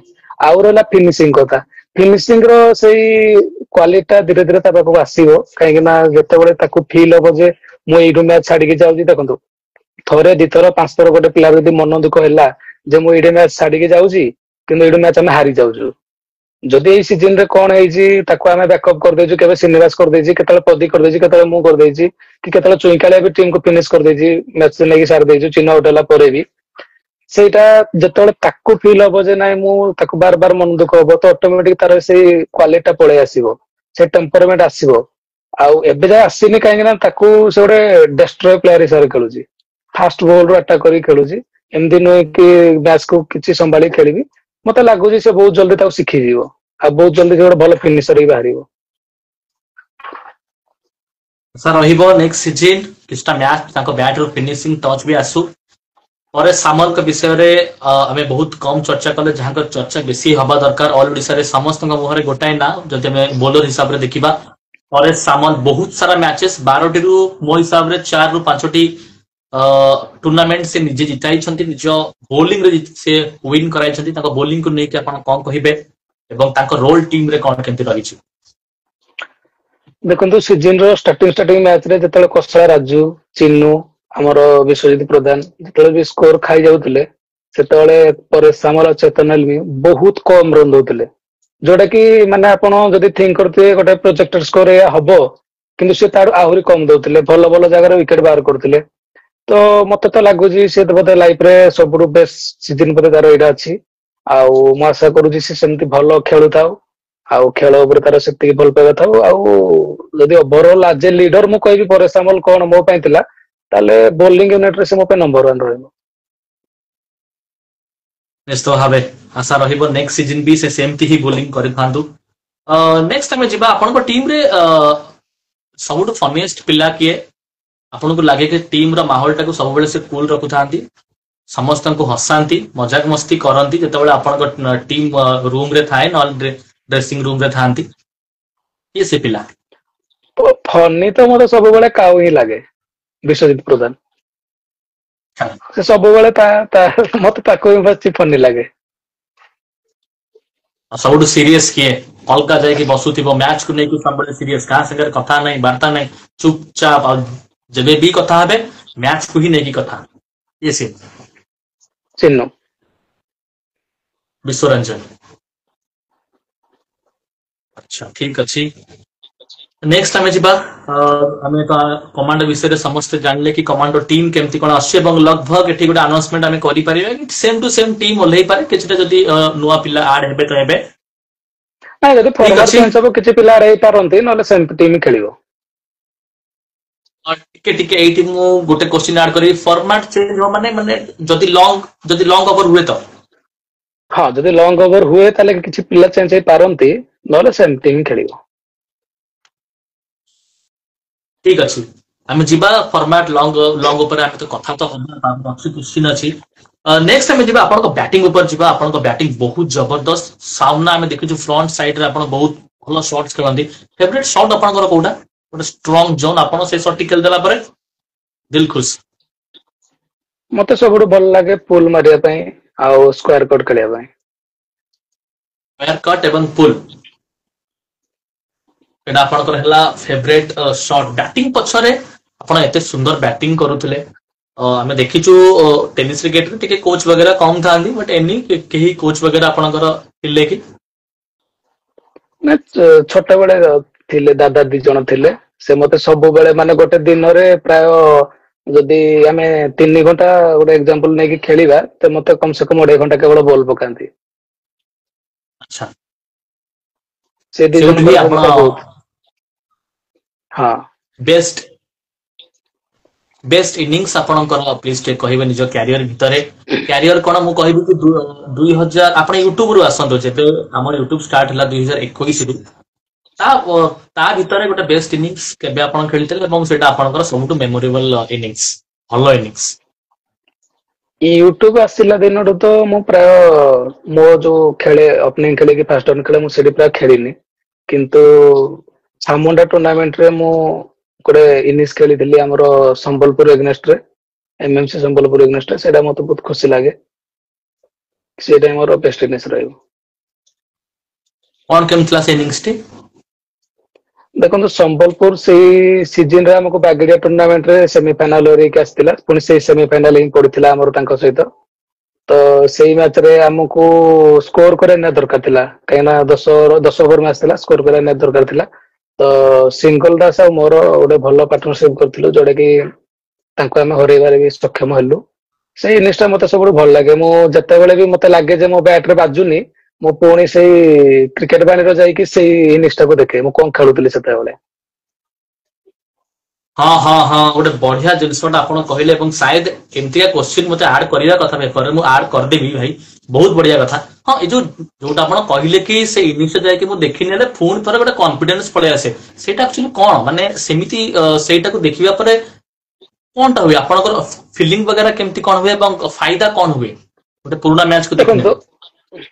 ଦେଖନ୍ତୁ ଆପଣ ଯେତେ ବି ଏକ୍ସପିରିଏନ୍ସ ହୁଅନ୍ତୁ, ଯେତେବେଳେ ଆପଣ ପର୍ଟିକୁଲାର ଫିଲ୍ଡ ଉପରେ ଖେଳୁଛନ୍ତି ନା, ତ ଆପଣଙ୍କର ଯଦି କିଛି ଗଲତି ହେଲା ଆପଣ ସୁଧାରିବା କେବେ ନିଜେ ସହଜେ ସୁଧାରି ପାରିବେନି। ତାକୁ ସୁଧାରିବା ପାଇଁ ତମର ଗୋଟେ ଭଲ ପାର୍ଟନର ଫାଷ୍ଟ ଦରକାର। ଯିଏ କି ତମକୁ କହିବ ଯେ ତୁ ଧରି ନିଅନ୍ତୁ ମତେ ବି ବ୍ୟାଟିଂ କରୁଛି, ମତେ ଲାଗୁଛି ଯେ ମୁଁ ଅନଦି କଭର ଉପରେ ହଉ କି ଏକ୍ସଟ୍ରା କଭର ଉପରେ ବ୍ୟାଟ୍ ନଉଛି, କିନ୍ତୁ ମୋ ବ୍ୟାଟ୍ ଟା କେତେ ସୁଇଙ୍ଗ ହଉଛି, ସେତିକି ସୁଇଙ୍ଗ ହଉଛି ନା ଲଙ୍ଗ ଅଫ୍ ହଉଛି ନା କ୍ରସ୍ ବ୍ୟାଟ୍ ରେ ଯାଉଛି, ସେଇଟା ପାର୍ଟନର ହିଁ ଜାଣିପାରିବ। ବୁଝିପାରୁଛନ୍ତି କି ନାଇଁ? ତ ବେଳେ ବେଳେ ଆମେ ଦେଖିଥିବେ କେତେବେଳେ କେମିତି କି ଯେତେବେଳେ ଗୋଟେ ବ୍ୟାଟ୍ସମ୍ୟାନ ଭଲ ବ୍ୟାଟ୍ସମ୍ୟାନ ଆମକୁ ଲାଗୁଥିବ ତାକୁ ଇଏ କଣ ବୁଝେଇ ଯାଉଛି, ଇଏ ତ ନିଜେ ଖରାପ ଖେଳୁଛି ତାକୁ କଣ ବୁଝେଇ ଯାଉଛି। ଆପଣ କେବେ ମାର୍କ କରିଥିବେ କିନ୍ତୁ ସିଏ ଯାଇକି ଏଇଆ କୁହେନି ଯେ ତୁ ଏଇଆ କରୁଛୁ ସେଇଆ କରୁଛୁ, କଣ ଜିନିଷଟା ତୁ ଆଜି ପର୍ଟିକୁଲାର ଭୁଲ କରୁ ସେଇ ଜିନିଷଟା କୁହ, ଆଉ ସେଇ ଜିନିଷଟା ବହୁତ ଇମ୍ପୋର୍ଟାଣ୍ଟ ଥାଏ। ତ ଯଦି ଆପଣଙ୍କୁ ଲାଗିବ ଯେ ନାଇଁ ମୋ ବଡି ଲାଙ୍ଗୁଏଜ ହଉ କି ମୋ ଷ୍ଟାଣ୍ଡ ରୁ କିଛି ଗୋଟେ ଆଜି ଚେଞ୍ଜେସ୍ ଆସିଛି, ତ ଯେତେବେଳେ ଆପଣ ପୁଣି କାରଣ ଯେତେବେଳେ 2 ରୁ 4 ବର୍ଷ ତଳେ ଆପଣ ଖେଳୁଥିଲେ ସେତେବେଳେ ତ ଆପଣ କାହାକୁ ଫଲୋ କରୁନଥିବେ ନା, କି ଆପଣଙ୍କର ଲାଇଭ ନଥିଲା, କି ଆପଣ ନିଜ ବଡି ଲାଙ୍ଗୁଏଜ ଏମିତି ଷ୍ଟାଣ୍ଡରେ ଠିଆ ହଉଛି କି ଏମିତି ସର୍ଟ ଖେଳୁଛି, ଆପଣଙ୍କୁ ଯୋଉ ମେହସୁସ ହଉଛି ଯୋଉ ଜିନିଷଟା ସେଟା ତ ଆପଣ 4 ବର୍ଷ ତଳେ ଆପଣ ଏତେ ହଠାତ୍ ପାଉନଥିଲେ। ତ ଯଦି ମାନେ ଯେତେବେଳେ ମୋବାଇଲରେ ଲାଇଭ ହେବା ଷ୍ଟାର୍ଟ ହଉଥିଲା, ଯଦି ଆପଣ ସେତେବେଳକୁ ଯିବେ ଆପଣ ଅଟୋମେଟିକ ଆପଣଙ୍କ ନ୍ୟାଚୁରାଲ ଷ୍ଟାଣ୍ଡ ଅପ୍ ପାଇଯିବେ ଯେ ମୁଁ କଣ ଖେଳୁଥିଲି। ତ ସେଇ ଜିନିଷ ଟା ଇମ୍ପୋର୍ଟାଣ୍ଟ ବହୁତ କି କିଛି ଦେଖିବା ଦ୍ୱାରା ଆପଣ ଶିଖିପାରିବେ, ଯାଦ୍ୱାରା କି ଖେଳଟା ଆପଣଙ୍କର ସୁଧୁରିବ। ସେଟା ନିହାତି ଦରକାର ଗୋଟେ ପ୍ଲେୟାର ପାଇଁ। ନିଶ୍ଚିତ ଭାବେ ଆପଣ ଏଠି ଗୋଟେ ସୁନ୍ଦର କଥାଟା ରଖିଲେ, ଯୋଉମାନେ ୟଙ୍ଗ ପିଲା ସେମାନେ ସାୟଦ ଏଇ ଜିନିଷକୁ ସେଠି ଗୋଟେ ଆପ୍ଲେବୁଲ କରିବେ ନିଜ କ୍ୟାରିୟରରେ ସକ୍ସେସ୍ ହେଇପାରିବେ। ପାର୍ଟନର କଥା ପଡିଲା, ଆପଣଙ୍କ ନିଜସ୍ୱ କାହା ସାଙ୍ଗରେ ବ୍ୟାଟିଂ କରିବାକୁ ଭଲ ଲାଗେ, ବ୍ୟାଟିଂ ପାର୍ଟନର କିଏ ରହିଲେ ସାୟଦ ଆପଣ ଗୋଟେ ଲମ୍ବା ଇନିଂସ ଖେଳି ପାରିବେ, ଆପଣଙ୍କୁ ଟିକେ କମ୍ଫର୍ଟେବୁଲ ଲାଗେ ବ୍ୟାଟିଂ କରିବା ବେଳେ? ଶ୍ରୀନିବାସ ପ୍ରଧାନ। ଶ୍ରୀନିବାସ ପ୍ରଧାନ। ଆ ଆପଣ ସେତେବେଳେ ଲୁଟୁଆରିୟସରେ ଯେତେବେଳେ ଖେଳୁଥିଲି କଣ୍ଟିଆ। କଣ୍ଟିଆ ଶ୍ରୀନିବାସଙ୍କ ବିଷୟରେ ତ ଆମେ ପ୍ରାୟତଃ ଜାଣି ନେଇଛୁ କାରଣ ସେ ଆମ ଶୋକୁ ଆଇଥିଲେ। କଣ୍ଟିଆଙ୍କ କଣ୍ଟିଆଙ୍କ ବିଷୟରେ ଟିକେ କହିବେ, କଣ୍ଟିଆଙ୍କ ସହ କଣ ପାଇଁ ଆପଣଙ୍କୁ ଟିକେ କମ୍ଫର୍ଟେବୁଲ ଲାଗେ, କାରଣ ସେ ତ ଫାୟାର ବ୍ୟାଟ୍ସମ୍ୟାନ। ଦେଖନ୍ତୁ ଆପଣଙ୍କୁ କଣ ଯେତେବେଳେ ହୁଏ ଫାଇଦା? ମୁଁ ୱାନ୍ ଡାଉନ୍ ଖେଳୁଥିଲି, ସେ ମୋ ପରେ ଆସେ ଖେଳିବା ପାଇଁ 4 ନମ୍ବରରେ, କି ଯେତେବେଳେ ସେ ଓପନିଂ କଲା ମୁଁ ଯେତେବେଳେ ୱାନ୍ ଡାଉନ୍ ଆସୁଥିଲି ମୋର ଦାୟିତ୍ୱ ଥାଏ ଯେ ଟିମକୁ ୱିକେଟ ରଖିକି ସ୍କୋର କରିବା ପାଇଁ। ତ ମୁଁ ଯଦି ବି କିଛି ଭୁଲ ଖେଳୁଥିଲି ସେ ଆସିକି ମତେ କୁହେ ତୁ କାହିଁକି ଜବରଦସ୍ତି ସବୁ ଖେଳିବା ପାଇଁ ଚାହୁଁଛୁ, ତୁ ରୋଟେଟ୍ କରିକି ଦେ ମୁଁ କଭର ଅପ୍ କରିଦେବି, ମୁଁ ତ ବଡ ସେଟ୍ ଖେଳିବା ପାଇଁ ରେଡି ଅଛି ନା, ତୁ କାହିଁକି ମାନେ ରିସ୍କ ନଉଛୁ।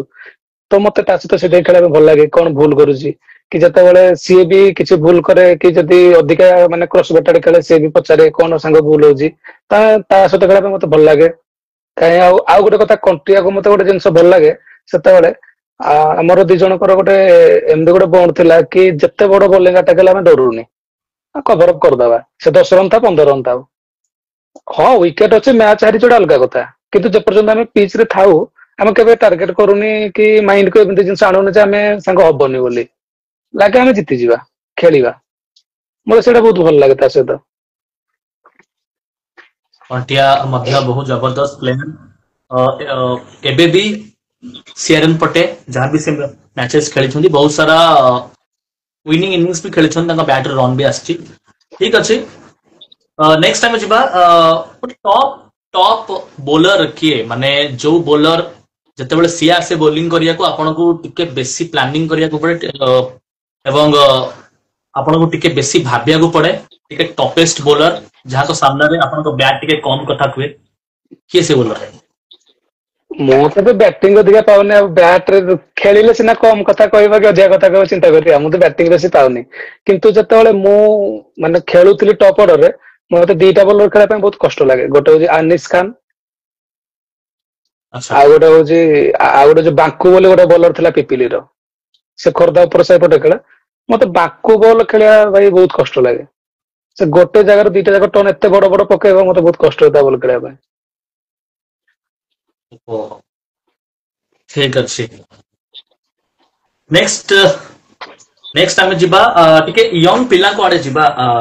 ଯଦି ଆମେ ଦେଖିବା ଏ ସିଜନ ରେ ବହୁତ ସାରା ଏମିତି ପ୍ଲେୟାର ମାନେ ଆପଣଙ୍କ ଟିମ୍ ବିଷୟରେ ତମେ କଥା ହେଲେ, କୁନା ହେଇଯାଆନ୍ତୁ କି ଅନ୍ୟାନ୍ୟ ଅଦି ହେଇଯାଆନ୍ତୁ, ଏମାନେ ବେଶୀ ଉପରକୁ ତାଙ୍କ ନେମ୍ ଆସୁନି, ଠିକ ଅଛି, ବଟ ଅନ୍ୟାନ୍ୟ ଟିମ ରେ ବି ଯଦି ଆମେ ଦେଖିବା ଖଲାରି ଦୀପୁ ହୁଅନ୍ତୁ, ସେପଟେ ଲିକୁନି ହୁଅନ୍ତୁ, ଲକି ହୁଅନ୍ତୁ, ବାଲାବା ଲକି, ଏମିତି ବହୁତ ସାରା ୟଙ୍ଗ ପିଲାମାନେ ଅଛନ୍ତି ଯୋଉମାନେ ବହୁତ ଭଲ ଖେଳିଛନ୍ତି ବଟ ଚର୍ଚ୍ଚାକୁ ଆସୁନାହାନ୍ତି।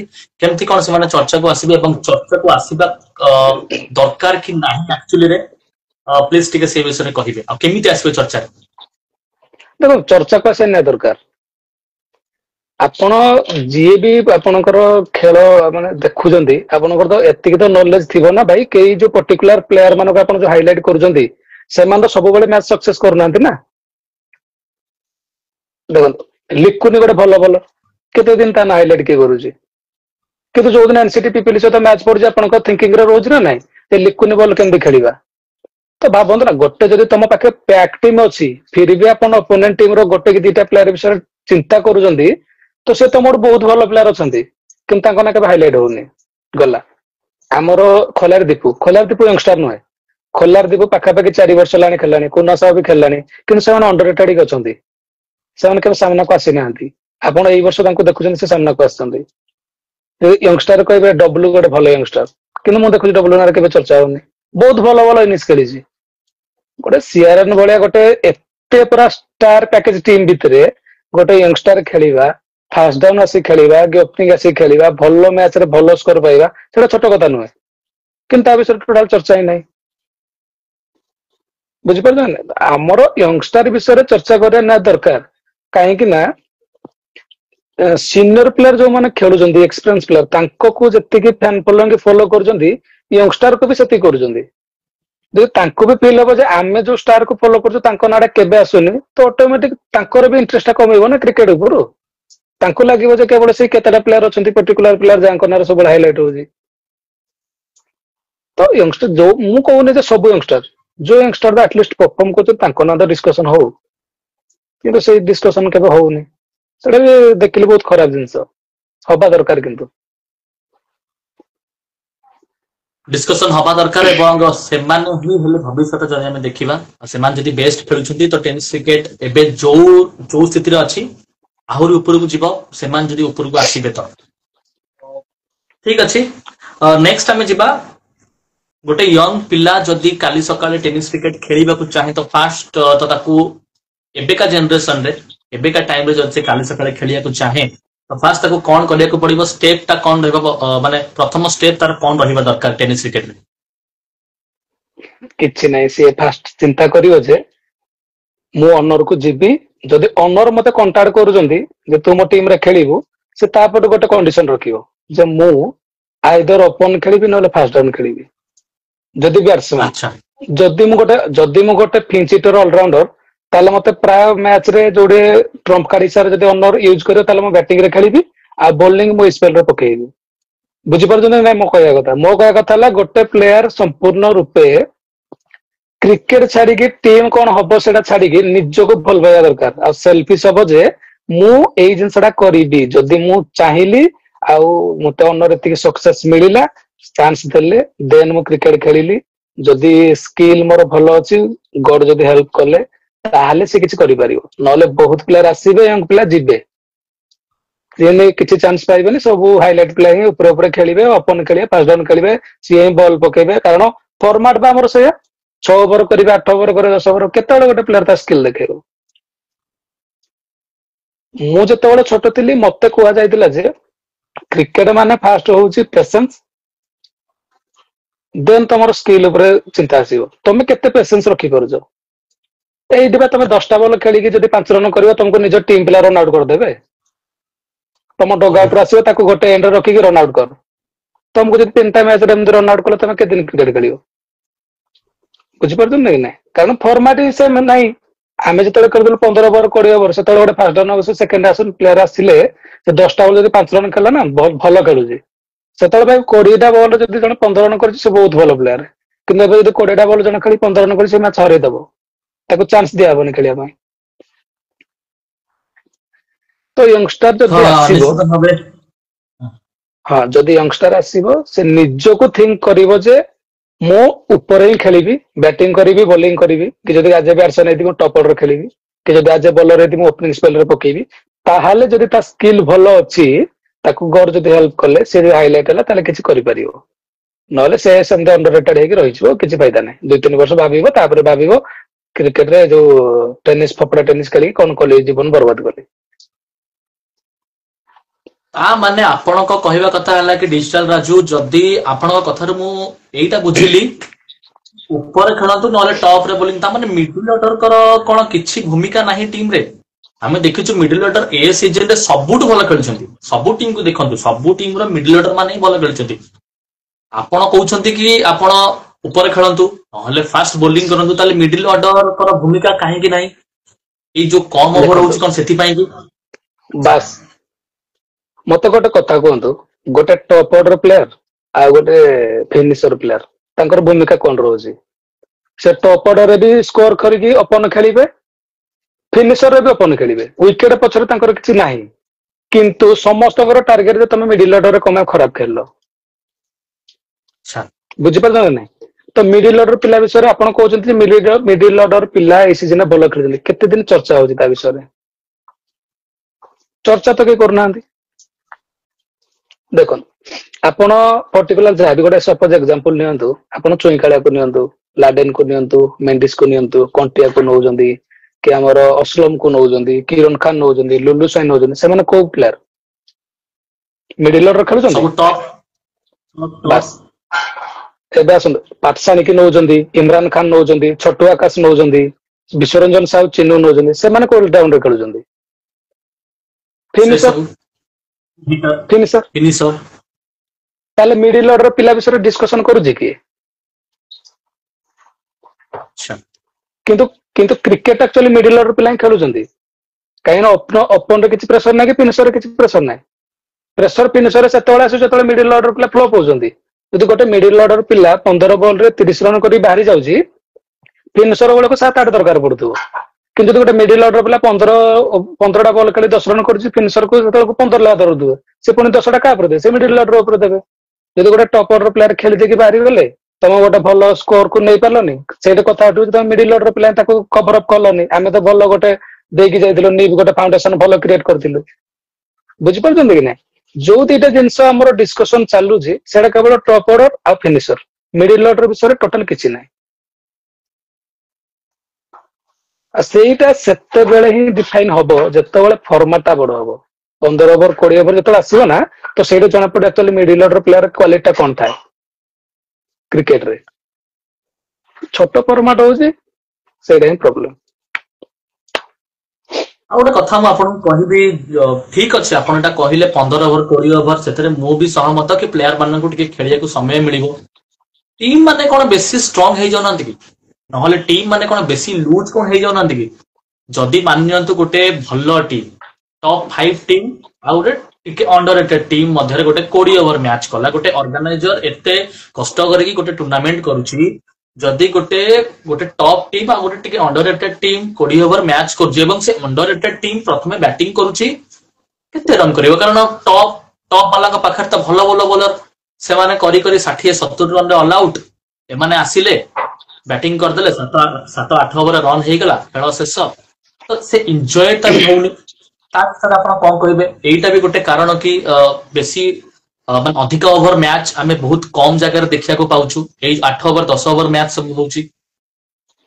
ଏଇଟା ଗୋଟେ କାରଣ ଦେଖନ୍ତୁ, ହେଇଥାଇପାରେ କି? ଆପଣ ଠିକ କଥା କହିଲେ। ଆପଣ ଥିଙ୍କ କରୁଛନ୍ତି କି ଏଇ ସବୁ ଜିନିଷ ବି ହେଇପାରେ ରିଜିନ ଯୋଉଥିପାଇଁ କି ଟୁର୍ଣ୍ଣାମେଣ୍ଟରେ 20 ଓଭର ଫର୍ମାଟ ଖେଳା ଯାଉନି। କିନ୍ତୁ ଗୋଟେ ଭାବନ୍ତୁ, ଆମେ ନିଜେ ବି ଜାଣିନାହାନ୍ତି ଯେ କାଲି ଆମେ କେମିତି ବଞ୍ଚିବା, କଣ ଖାଇବା, କିନ୍ତୁ କାଲି ପାଇଁ ଆମେ ପ୍ରିପାରେସନ ହଉଛନ୍ତି ନା ହଉନାହାନ୍ତି? ସବୁଦିନ ତ ସେଇ ଟିମ୍ ଟା 60 ରନରେ 70 ରନରେ ଅଲ୍ ଆଉଟ୍ ହବନି ନା। ଆଉ ଗୋଟେ କଥା, ଆପଣ ଧରି ନିଅନ୍ତୁ ଗୋଟେ ଭଲ ଷ୍ଟ୍ରଙ୍ଗ ଟିମ୍ ବ୍ୟାଟିଂ ପାଇଲା 20 ଓଭର ଫର୍ମାଟରେ, ତାଙ୍କ ପାଖେ ତ ଆଟଲିଷ୍ଟ 3ଟା ଭଲ ବୋଲର ଥିବେ। 3ଟା ଭଲ ବୋଲର ଯଦି 12 ଓଭର ପକଉଛନ୍ତି, 4-4 ଓଭର କରି 12 ଓଭର ପକଉଛନ୍ତି, ଦରକାର ପଡେ ତମ ଷ୍ଟ୍ରଙ୍ଗ ଟିମ୍ ର ଅଧା ଟିମ୍ ମାନେ ଧ୍ୱଂସ ପାଇଯାଇଥିବ। କାଉଣ୍ଟ କରିବା ପାଇଁ ଚାନ୍ସ ମିଳିବନି। ବୁଝିପାରୁଛନ୍ତି କି ନାଇଁ? ଆପଣ ଯୋଉ କାଉଣ୍ଟ କରିଦଉଛନ୍ତି 8 ଓଭର ମ୍ୟାଚ୍ ରେ କି ଇଏ 3 ଜଣ 6 ଓଭର ପକେଇବେ ଆଉ ଯୋଉ 2 ଓଭର ଥିଲା ତାକୁ 15 30 ମାରିଦବା, ସେଇଟା 20 ଓଭର ସହଜେ ପାଇବେନି, କାହିଁକିନା ଯୋଉଟା ୱିକେଟ ପଡେ ସେଇଟା ପାର୍ଟ ଟାଇମ ପକେଇ ପାରିବ ଯଦି ତାଙ୍କ ପାଖେ ପରଫେକ୍ଟ 5ଟା ନାହାନ୍ତି ବୋଲର। ଗଲା ଯଦି ତାଙ୍କୁ ଲାଗୁଛି ଯେ ଗୋଟେ ଷ୍ଟ୍ରଙ୍ଗ ଟିମ୍ 120 ରନ କି 130 ରନ ଗୋଟେ ଟାର୍ଗେଟ ଦେଇଛି, ଆମ ପାଖରେ ଓପନର ପରେ ମିଡିଲ ଅର୍ଡର ଧରିନିଅ 4ଟା ଭଲ ପିଲା ଅଛୁ, ତ ସେ କାଉଣ୍ଟ କରିବେ ନା ଆମେ 25 30 କଣ୍ଟ୍ରିବ୍ୟୁଟ କରିବା, କାଳେ ଆମ ଭିତରୁ କିଏ ଗୋଟେ 50 ଖେଳିବ। ଏମିତି ନୁହଁ ଯେ ଯୋଉ ଷ୍ଟ୍ରଙ୍ଗ ଟିମ୍ ଆସନ୍ତି ସେମାନେ ପୁରା ଡେଲଷ୍ଟେନ୍ କି ଜିମି ଆଣ୍ଡରସନ ଭଳିଆ ପକେଇବେ, ବୁଝିପାରୁଛନ୍ତି କି ନା? ସେମିତି ହବନି। ତ ତାଙ୍କର ଯୋଉ କ୍ୱାଲିଟି ଟା ଜଣା ପଡିବ ଆମକୁ। ଆଜି ଖରାପ ଖେଳିବେ ଆଚ୍ଛା କିନ୍ତୁ କାଲି ତ ଭଲ ଖେଳିବେ। କ୍ରିକେଟ ଟାକୁ କ୍ରିକେଟ ଭଳିଆ ଖେଳିଲେ ହବ। ଆଉ ଆଜି 8 ଓଭରରେ ଖେଳୁଛନ୍ତି, ଆସିଲା କିଏ ଗୋଟେ ଧରିନିଅ ତ ଏବେ ଆମର ଲାଟୁ ଭଲ ବୋଲର ବାହାରିଲା କି ସୋହେଲ ଖାନ ଭଲ ବୋଲର ଆସିଲା କି ଆମର XYZ ଯିଏ ବି ଭଲ ବୋଲର ଆମର ଯୋଉ ବୋଲିଂ କରୁଛନ୍ତି ଆସୁଛନ୍ତି, ତ ଗୋଟେ ଭଲ ବ୍ୟାଟ୍ସମ୍ୟାନ ଆସିଲା ତାକୁ 10 ଲେଖା ଅଛି କଭର ଅପ୍ କରିବା ପାଇଁ ଗୋଟେ ଓଭରରେ, ସେ ଭଲ ବଲ 4ଟା 5ଟା ବାହାର କରି ପଳେଇଲେ, ଦରକାର ପଡିଲେ ସେ ଆଉଟ ହେଲେ, ସେ 10ଟା ତା ପର ଓଭରରେ 15 ଦରକାର ହବ। କିନ୍ତୁ ଗୋଟେ 20 ଓଭର ମ୍ୟାଚ୍ ହବ 10 ହବନି 5 ରନ ହବ। ଆଉ କାରଣ ଅଲଗା ବୋଲର ପାଖରେ ବୋଲର ଅଛନ୍ତି କି ନାଇଁ, ଗୋଟେ ବ୍ୟାଟ୍ସମ୍ୟାନ ଯଦି ରୋଟେଟ୍ କରି ଖେଳିବା ପାଇଁ ଚାହିଁବ ତାକୁ ଆଉଟ କରିହବନି।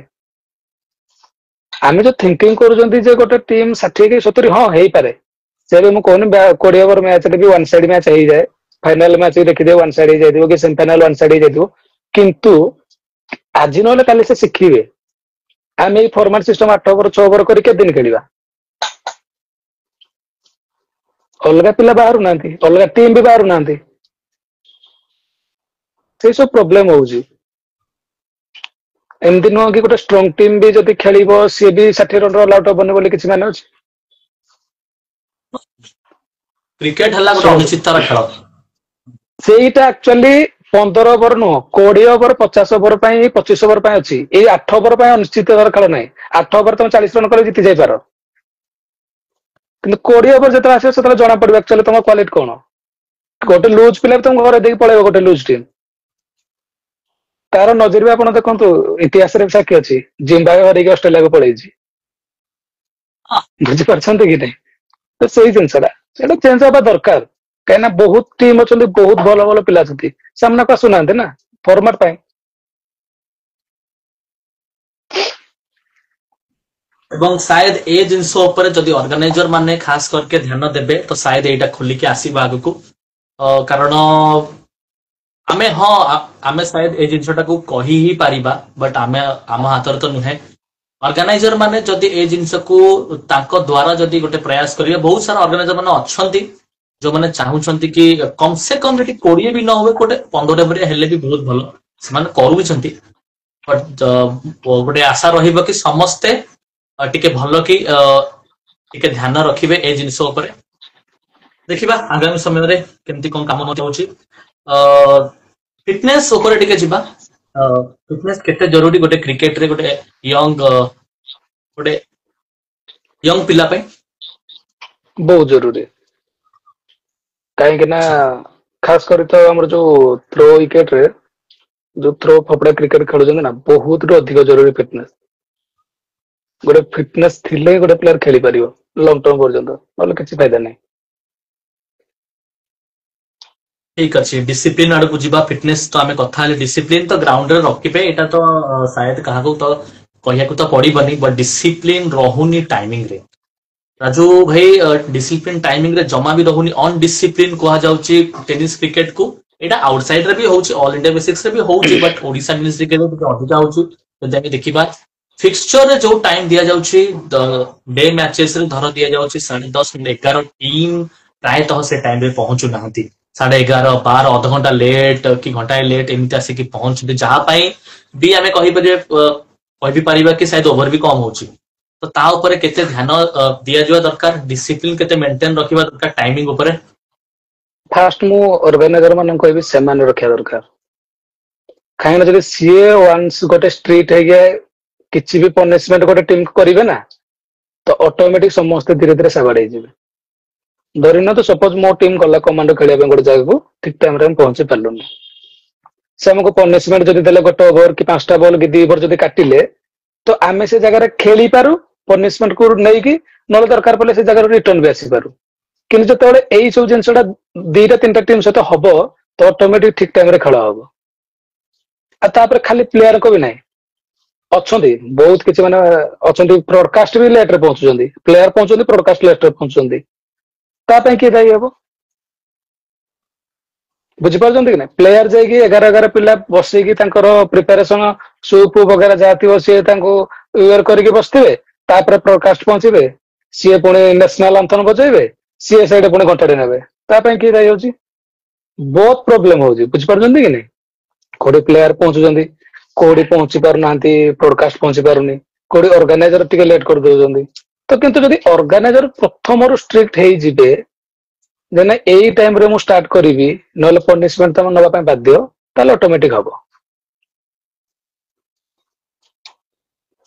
ଆଚ୍ଛା, ଠିକ ଅଛି। ସମସ୍ତେ ଏଇ ଜିନିଷ ଉପରେ ଧ୍ୟାନ ରଖିବା ଦରକାର ଏବଂ ନେକ୍ସଟ ସିଜିନ ଏଇ ଟାଇମିଂ କୁ ନେଇକି ଯେମିତି ଆଉ କୌଣସି ପ୍ରକାର କ୍ୱେଶ୍ଚିନ୍ ନ ଆସୁ, ଟାଇମିଂ ଟା ବେଟର ହେଇଗଲେ ସବୁ କିଛି ଠିକ ହେଇଯିବ ଏଇଟା ଲାଗୁଛି ସାୟଦ। ଆଉ ସାୟଦ ଓଭର ବଗେରା ବି ଠିକ ଠାକ ବି ହେଇଯାଇପାରେ ଯଦି ଆମେ ଟାଇମିଂ ଉପରେ ସମସ୍ତେ ମିଶିକି ଧ୍ୟାନ ଦବା। ନେକ୍ସଟ ଆମେ ଯିବା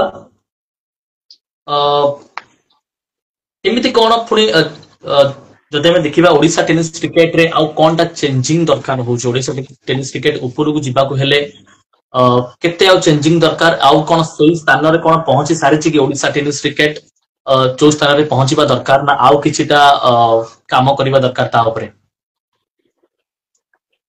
ମୁଁ ଯେତେବେଳେ ଷ୍ଟାର୍ଟିଂ ରେ କ୍ରିକେଟ ଖେଳୁଥିଲି, ଯୋଉମାନେ ପୁରୁଣା ପିଲା ବି ଥିବେ, ସେଇ ଟାଇମ ଅପେକ୍ଷା ତ ଏବେ ଓଡିଶା ଟେନିସ ର ଲେବୁଲ ଟା ଟିକେ ଅଧିକ ହେଇଛି। କିନ୍ତୁ ଯଦି ଚେଞ୍ଜେସ ହେବା ଦରକାର ତାହେଲେ ପଲିଟିକ୍ସ ଚେଞ୍ଜ ହେବା ଦରକାର।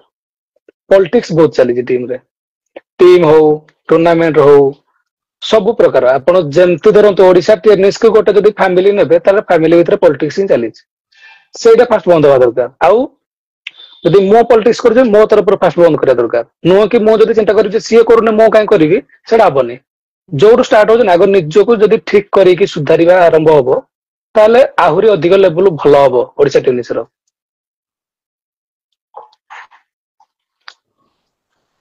ଠିକ ଅଛି। ଧୀରେ ଧୀରେ ଶୋକୁ ଆମେ ଏଣ୍ଡ ଆଡକୁ ନବା। ଗୋଟେ ଚ୍ୟାଲେଞ୍ଜିଂ ଟିମ୍ ଆପଣଙ୍କ ସାମ୍ନାରେ, କୋଉ ଟିମ୍ ଆପଣଙ୍କ ସାମ୍ନାରେ? ଆପଣ ତ ଏ ସିଜନ ରେ କମାଣ୍ଡୋ ଟିମ ରେ ଖେଳୁଥିଲେ, ପୂର୍ବରୁ ଲୁଟୁ ପଟେ ଖେଳିଛନ୍ତି। ଗୋଟେ ଚ୍ୟାଲେଞ୍ଜିଂ ଟିମ୍, ସେ ଟିମ୍ ଯେତେବେଳେ ଓହ୍ଲାଏ ତ ଆପଣଙ୍କୁ ସାୟଦ ଟିକେ ବେଶୀ ଭାବିବାକୁ ପଡେ। ଆମେ କ୍ରିକେଟ ଫ୍ୟାମିଲି କୁ ଟିମ ରେ ଲୁଟୁ ଟିମ ରେ ଖେଳିଲା ବେଳେ କହିବି ନା କମାଣ୍ଡୋର କଥା କହିବି? କୁହନ୍ତୁ, ଫାଷ୍ଟ ଲୁଟୁର କୁହନ୍ତୁ, ତାପରେ କମାଣ୍ଡର କହିବେ। ଲୁଟୁରେ ସେ ଯେତେବେଳେ ଖେଳୁଥିଲା, ଆମକୁ ସବୁଠୁ ଚ୍ୟାଲେଞ୍ଜ ଲାଗେ ଏମଏମସିସି ସମ୍ବଲପୁର। ଆଚ୍ଛା। ଆଉ କମାଣ୍ଡରେ ତ ମୁଁ ଏଇ ଇୟର ତ କ୍ୟାପ୍ଟେନସିପ କରିଛି, କିନ୍ତୁ ପୂର୍ବରୁ ଯେତେବେଳେ କମାଣ୍ଡୋ ପଟେ ଖେଳୁଥିଲି, ସେତେବେଳେ ନଖିଆ ନାଙ୍କ ସହିତ ବହୁତ ଚ୍ୟାଲେଞ୍ଜ ଥାଏ। ତାପରେ ଇମେଜ ସହିତ ରହୁଥିଲା। କିନ୍ତୁ ଏଇ ଇୟର ଯଦି ପର୍ଟିକୁଲାର କଥା କହିବା, ଯୋଉଟା କି ମୁଁ କ୍ୟାପ୍ଟେନସିପ କରୁଥିଲି, ତାହେଲେ ସିଆରଏଲ। ତାଙ୍କ ସହିତ ଖେଳିଲେ ବହୁତ ଚ୍ୟାଲେଞ୍ଜ ରୁହେ ଖେଳିବା ପାଇଁ। ଚ୍ୟାଲେଞ୍ଜ ରୁହେ ଖେଳିବା ପାଇଁ ଏବଂ ଚ୍ୟାଲେଞ୍ଜ ବି ରହିବା ଦରକାର। ତାହେଲେ ଯାଇକି ଲୋକମାନଙ୍କୁ ଟିକେ ମଜା ବି ଆସିବ କ୍ରିକେଟ ଦେଖିବାକୁ। ଗ୍ରାଉଣ୍ଡରେ ଆମେ ଦେଖିଛୁ ବହୁତ ସାରା ଦର୍ଶକ ମାନେ ଥାଆନ୍ତି ଏବଂ ଟେନିସ କ୍ରିକେଟର ଦର୍ଶକ ଟିକେ ଅନଡିସିପ୍ଲିନ ଥାଆନ୍ତି, ଆମେ ଜାଣିଛୁ। ଭାରତରେ ହଉ ନହେଲେ ଓଡିଶାରେ ହଉ, ତ ସେ ଦର୍ଶକ ମାନଙ୍କର ମାହୋଲ ଏବଂ ଆପଣ ଯେତେବେଳେ ପଡିଆ ମଧ୍ୟରେ ଥାଆନ୍ତି, ତ ସେ ପ୍ରେସରକୁ କେମିତି କଣ ଆପଣ ହ୍ୟାଣ୍ଡେଲ କରନ୍ତି? ଗୋଟେ ଏତେ ବଡ କ୍ରାଉଡ ଏବଂ ତା ଭିତରେ ଅଲ ଓଡିଶା ମ୍ୟାଚ୍ ଖେଳିବା। ଦେଖନ୍ତୁ, ଯଦି ଗୋଟେ ପ୍ଲେୟାର ତ ଫାଷ୍ଟ ଫିଲ୍ଡ ଭିତରକୁ ପଶିଲା, ମୋ ମତ ହିସାବରେ ସେ ଅଲଗା ସବୁ କିଛି ଛାଡିକି ପଶିବା କଥା। ଆଉ ସେଇ ପର୍ଟିକୁଲାର ଟାଇମ ର ସେ ପର୍ଟିକୁଲାର ଗେମକୁ ଏଞ୍ଜୟ କରିବା କଥା। ଲୋକ ତ ବହୁତ କଥା କହିବେ, ଲୋକ ବହୁତ କଥା, ତାଙ୍କ କଥା ଶୁଣିଲେ ତ କେବେ କ୍ରିକେଟ ଖେଳି ପାରିବନି। ଆଉ ନିଜକୁ ଯେତେ କାମ ରଖିବ ସେତେ ଭଲ। ଦେନ୍ ନିଜ ନିଜର ମାନେ ଥିଙ୍କିଙ୍ଗ ନେଇକି, କିଏ କେମିତି ଡିସିପ୍ଲିନ କିଏ ଅନଡିସିପ୍ଲିନ, ନିଜ ନିଜର ଥିଙ୍କିଙ୍ଗ ନେଇକି। କିନ୍ତୁ ଯଦି ଆମେ ଲୋକକୁ କଥାକୁ ନେଇକି ଖେଳିବା, ତାହେଲେ କେବେ ଖେଳି ପାରିବାନି। ଆମେ ଯେତେବେଳେ ସେ ଯୋଉ ବାଉଣ୍ଡରୀର ଯୋଉ ରୋପ ଅଛି, ତାକୁ ଯେତେବେଳେ କ୍ରସ କରି ଭିତରକୁ ପଶୁଛନ୍ତି, ସେତେବେଳେ ଆମେ ଆଜ ଏ କ୍ରିକେଟର ଖେଳିବା। ଆମେ କ୍ରିକେଟକୁ ଏଞ୍ଜୟ କରିବା। କିଏ କଣ କହୁଛି ତାକୁ ଭାଡ ମେ ଯାଅ। ଆପଣଙ୍କ ଟିମର ଯେତେବେଳେ ଗୋଟେ ରାଉଣ୍ଡ ଅପ୍ ହୁଏ, ଯୋଉ ପ୍ରେୟାର ଆପଣ କରନ୍ତି କମାଣ୍ଡୋ ଇଲେଭେନ ର, ସେଇଟା ଟିକେ ୟୁନିକ୍ ଥାଏ। ଯେବେ ବି ଆପଣ ଗ୍ରାଉଣ୍ଡକୁ ଏଣ୍ଟ୍ରି କରନ୍ତି, ଯୋଉ ଜାଗାରେ ଆପଣ ପ୍ରେୟାର କରନ୍ତି, ୱିକେଟ ଗଲା ପରେ ବି ଆପଣ ଦୌଡିକି ଆସିକି ସେଇ ଜାଗାରେ ହିଁ ଆସିକି ପୁଣି ଥରେ ପ୍ରେୟାର କରନ୍ତି, ସେଇଟା କଣ ଟିକେ ଆଜି ଟିକେ ଖୋଲିକି କହିବେ କି ଆମ ଭିଉଅର୍ସ ମାନଙ୍କୁ? ସେଇଟା ସେମିତି କିଛି ନୁହଁ। ଦେଖନ୍ତୁ, ଆମେ ଗୋଟେ ଜାଗାରେ ପର୍ଟିକୁଲାର ଗ୍ଲୋଭସ କୁ ରଖିକି, ବଲ ରଖିକି ପ୍ରେୟାର କରୁ। ତ ଆମକୁ ସେଇଟା ଏମିତି ଗୋଟେ ପୁଣି ଜାଗାରେ କରୁ ଯୋଉଟା କି ସମସ୍ତଙ୍କୁ ଇଜି ହୁଏ ଆସିବା ପାଇଁ, ବୁଝିପାରୁଛନ୍ତି କି ନାଇଁ? ତ ୱିକେଟ ଯେତେବେଳେ ଯାଏ କି କୌଣସି ଯଦି ଗୋଟେ ଟାଇମ ନେଲେ କି ଯଦି ସ୍କୋର ହେଇଯାଉଛି, ଆମେ ସେଇ ଯେ ପର୍ଟିକୁଲାର ଜାଗାକୁ ଆସୁ, ପୁଣି ଆମେ ରାଉଣ୍ଡ ଅଫ୍ ହେଇଯାଉ। ତ ତାକୁ ନେଇ ପ୍ଲାନିଂ କରୁ। ଠିକ ଅଛି। ଫର୍ମାଟ ସିଷ୍ଟମ ଆଉ 20 ଓଭର, ଏଇଟା ତ ଆପଣ ତ ଆମେ ତା ବିଷୟରେ ତ କଥା ହେଇଯାଇଛେ, ଆଉ ସାୟଦ ଆପଣ 20 ଓଭରକୁ ହିଁ ଇଏ କରିବେ। ଠିକ ଅଛି। ମେଣ୍ଟାଲ ହେଲ୍ଥ କେତେ ଗୋଟେ ଷ୍ଟ୍ରଙ୍ଗ ରହିବା ଦରକାର ଟେନିସ୍ କ୍ରିକେଟରେ? ମେଣ୍ଟାଲି ଆପଣ କେତେ ଷ୍ଟ୍ରଙ୍ଗ ରହିବା ଦରକାର? କାରଣ ଯଦି ଆପଣଙ୍କର ବ୍ୟାଟ ରୁ ରନ୍ ବି ନ ଆସୁଥାଏ କି ୱିକେଟ ଆପଣ ଧର ନ ନେଇ ପାରୁଥାନ୍ତି, ବାରମ୍ବାର ଯଦି ଆପଣ ଫ୍ଲପ୍ ବି ହଉଥାନ୍ତି, ତ ସେଇ ଜିନିଷଟାକୁ ଆପଣ କେମିତି ଗୋଟେ କଣ୍ଟ୍ରୋଲ କରିକି ରଖିବେ ଏବଂ ବ୍ୟାକ୍ କେମିତି କରିବେ? ସେଇଟା ତ ମତେ ଲାଗେ ନିଜ ଅପେକ୍ଷା ତମ ପାର୍ଟନର ଭୂମିକା ଦିଆ ଦରକାର। କାହିଁକି ନା ଆପଣ ଯଦି ଗୋଟେ ଜାଗାରେ ଫସିକି ଅଛନ୍ତି, ଆପଣଙ୍କୁ ସବୁବେଳେ ସେଇ ଜିନିଷଟା ହିଁ ଲାଗିବ, ଆଖି ସାମ୍ନାକୁ ଆସିବ। ତ ଗୋଟେ ପାର୍ଟନର ହିଁ ତମକୁ ଭଲସେ ବୁଝେଇ ପାରିବ ଯେ ଆକ୍ଚୁଆଲି ତମକୁ କଣ ଦରକାର, କଣ ପାଇଁ ଜିନିଷ ହଉନି, ଡେ ଖରାପ ଅଛି କି କଣ ପ୍ରୋବ୍ଲେମ ହଉଛି, ସେଟା ଆକ୍ଚୁଆଲି ଗୋଟେ ପାର୍ଟନର ହିଁ ବହୁତ ଆବଶ୍ୟକତା।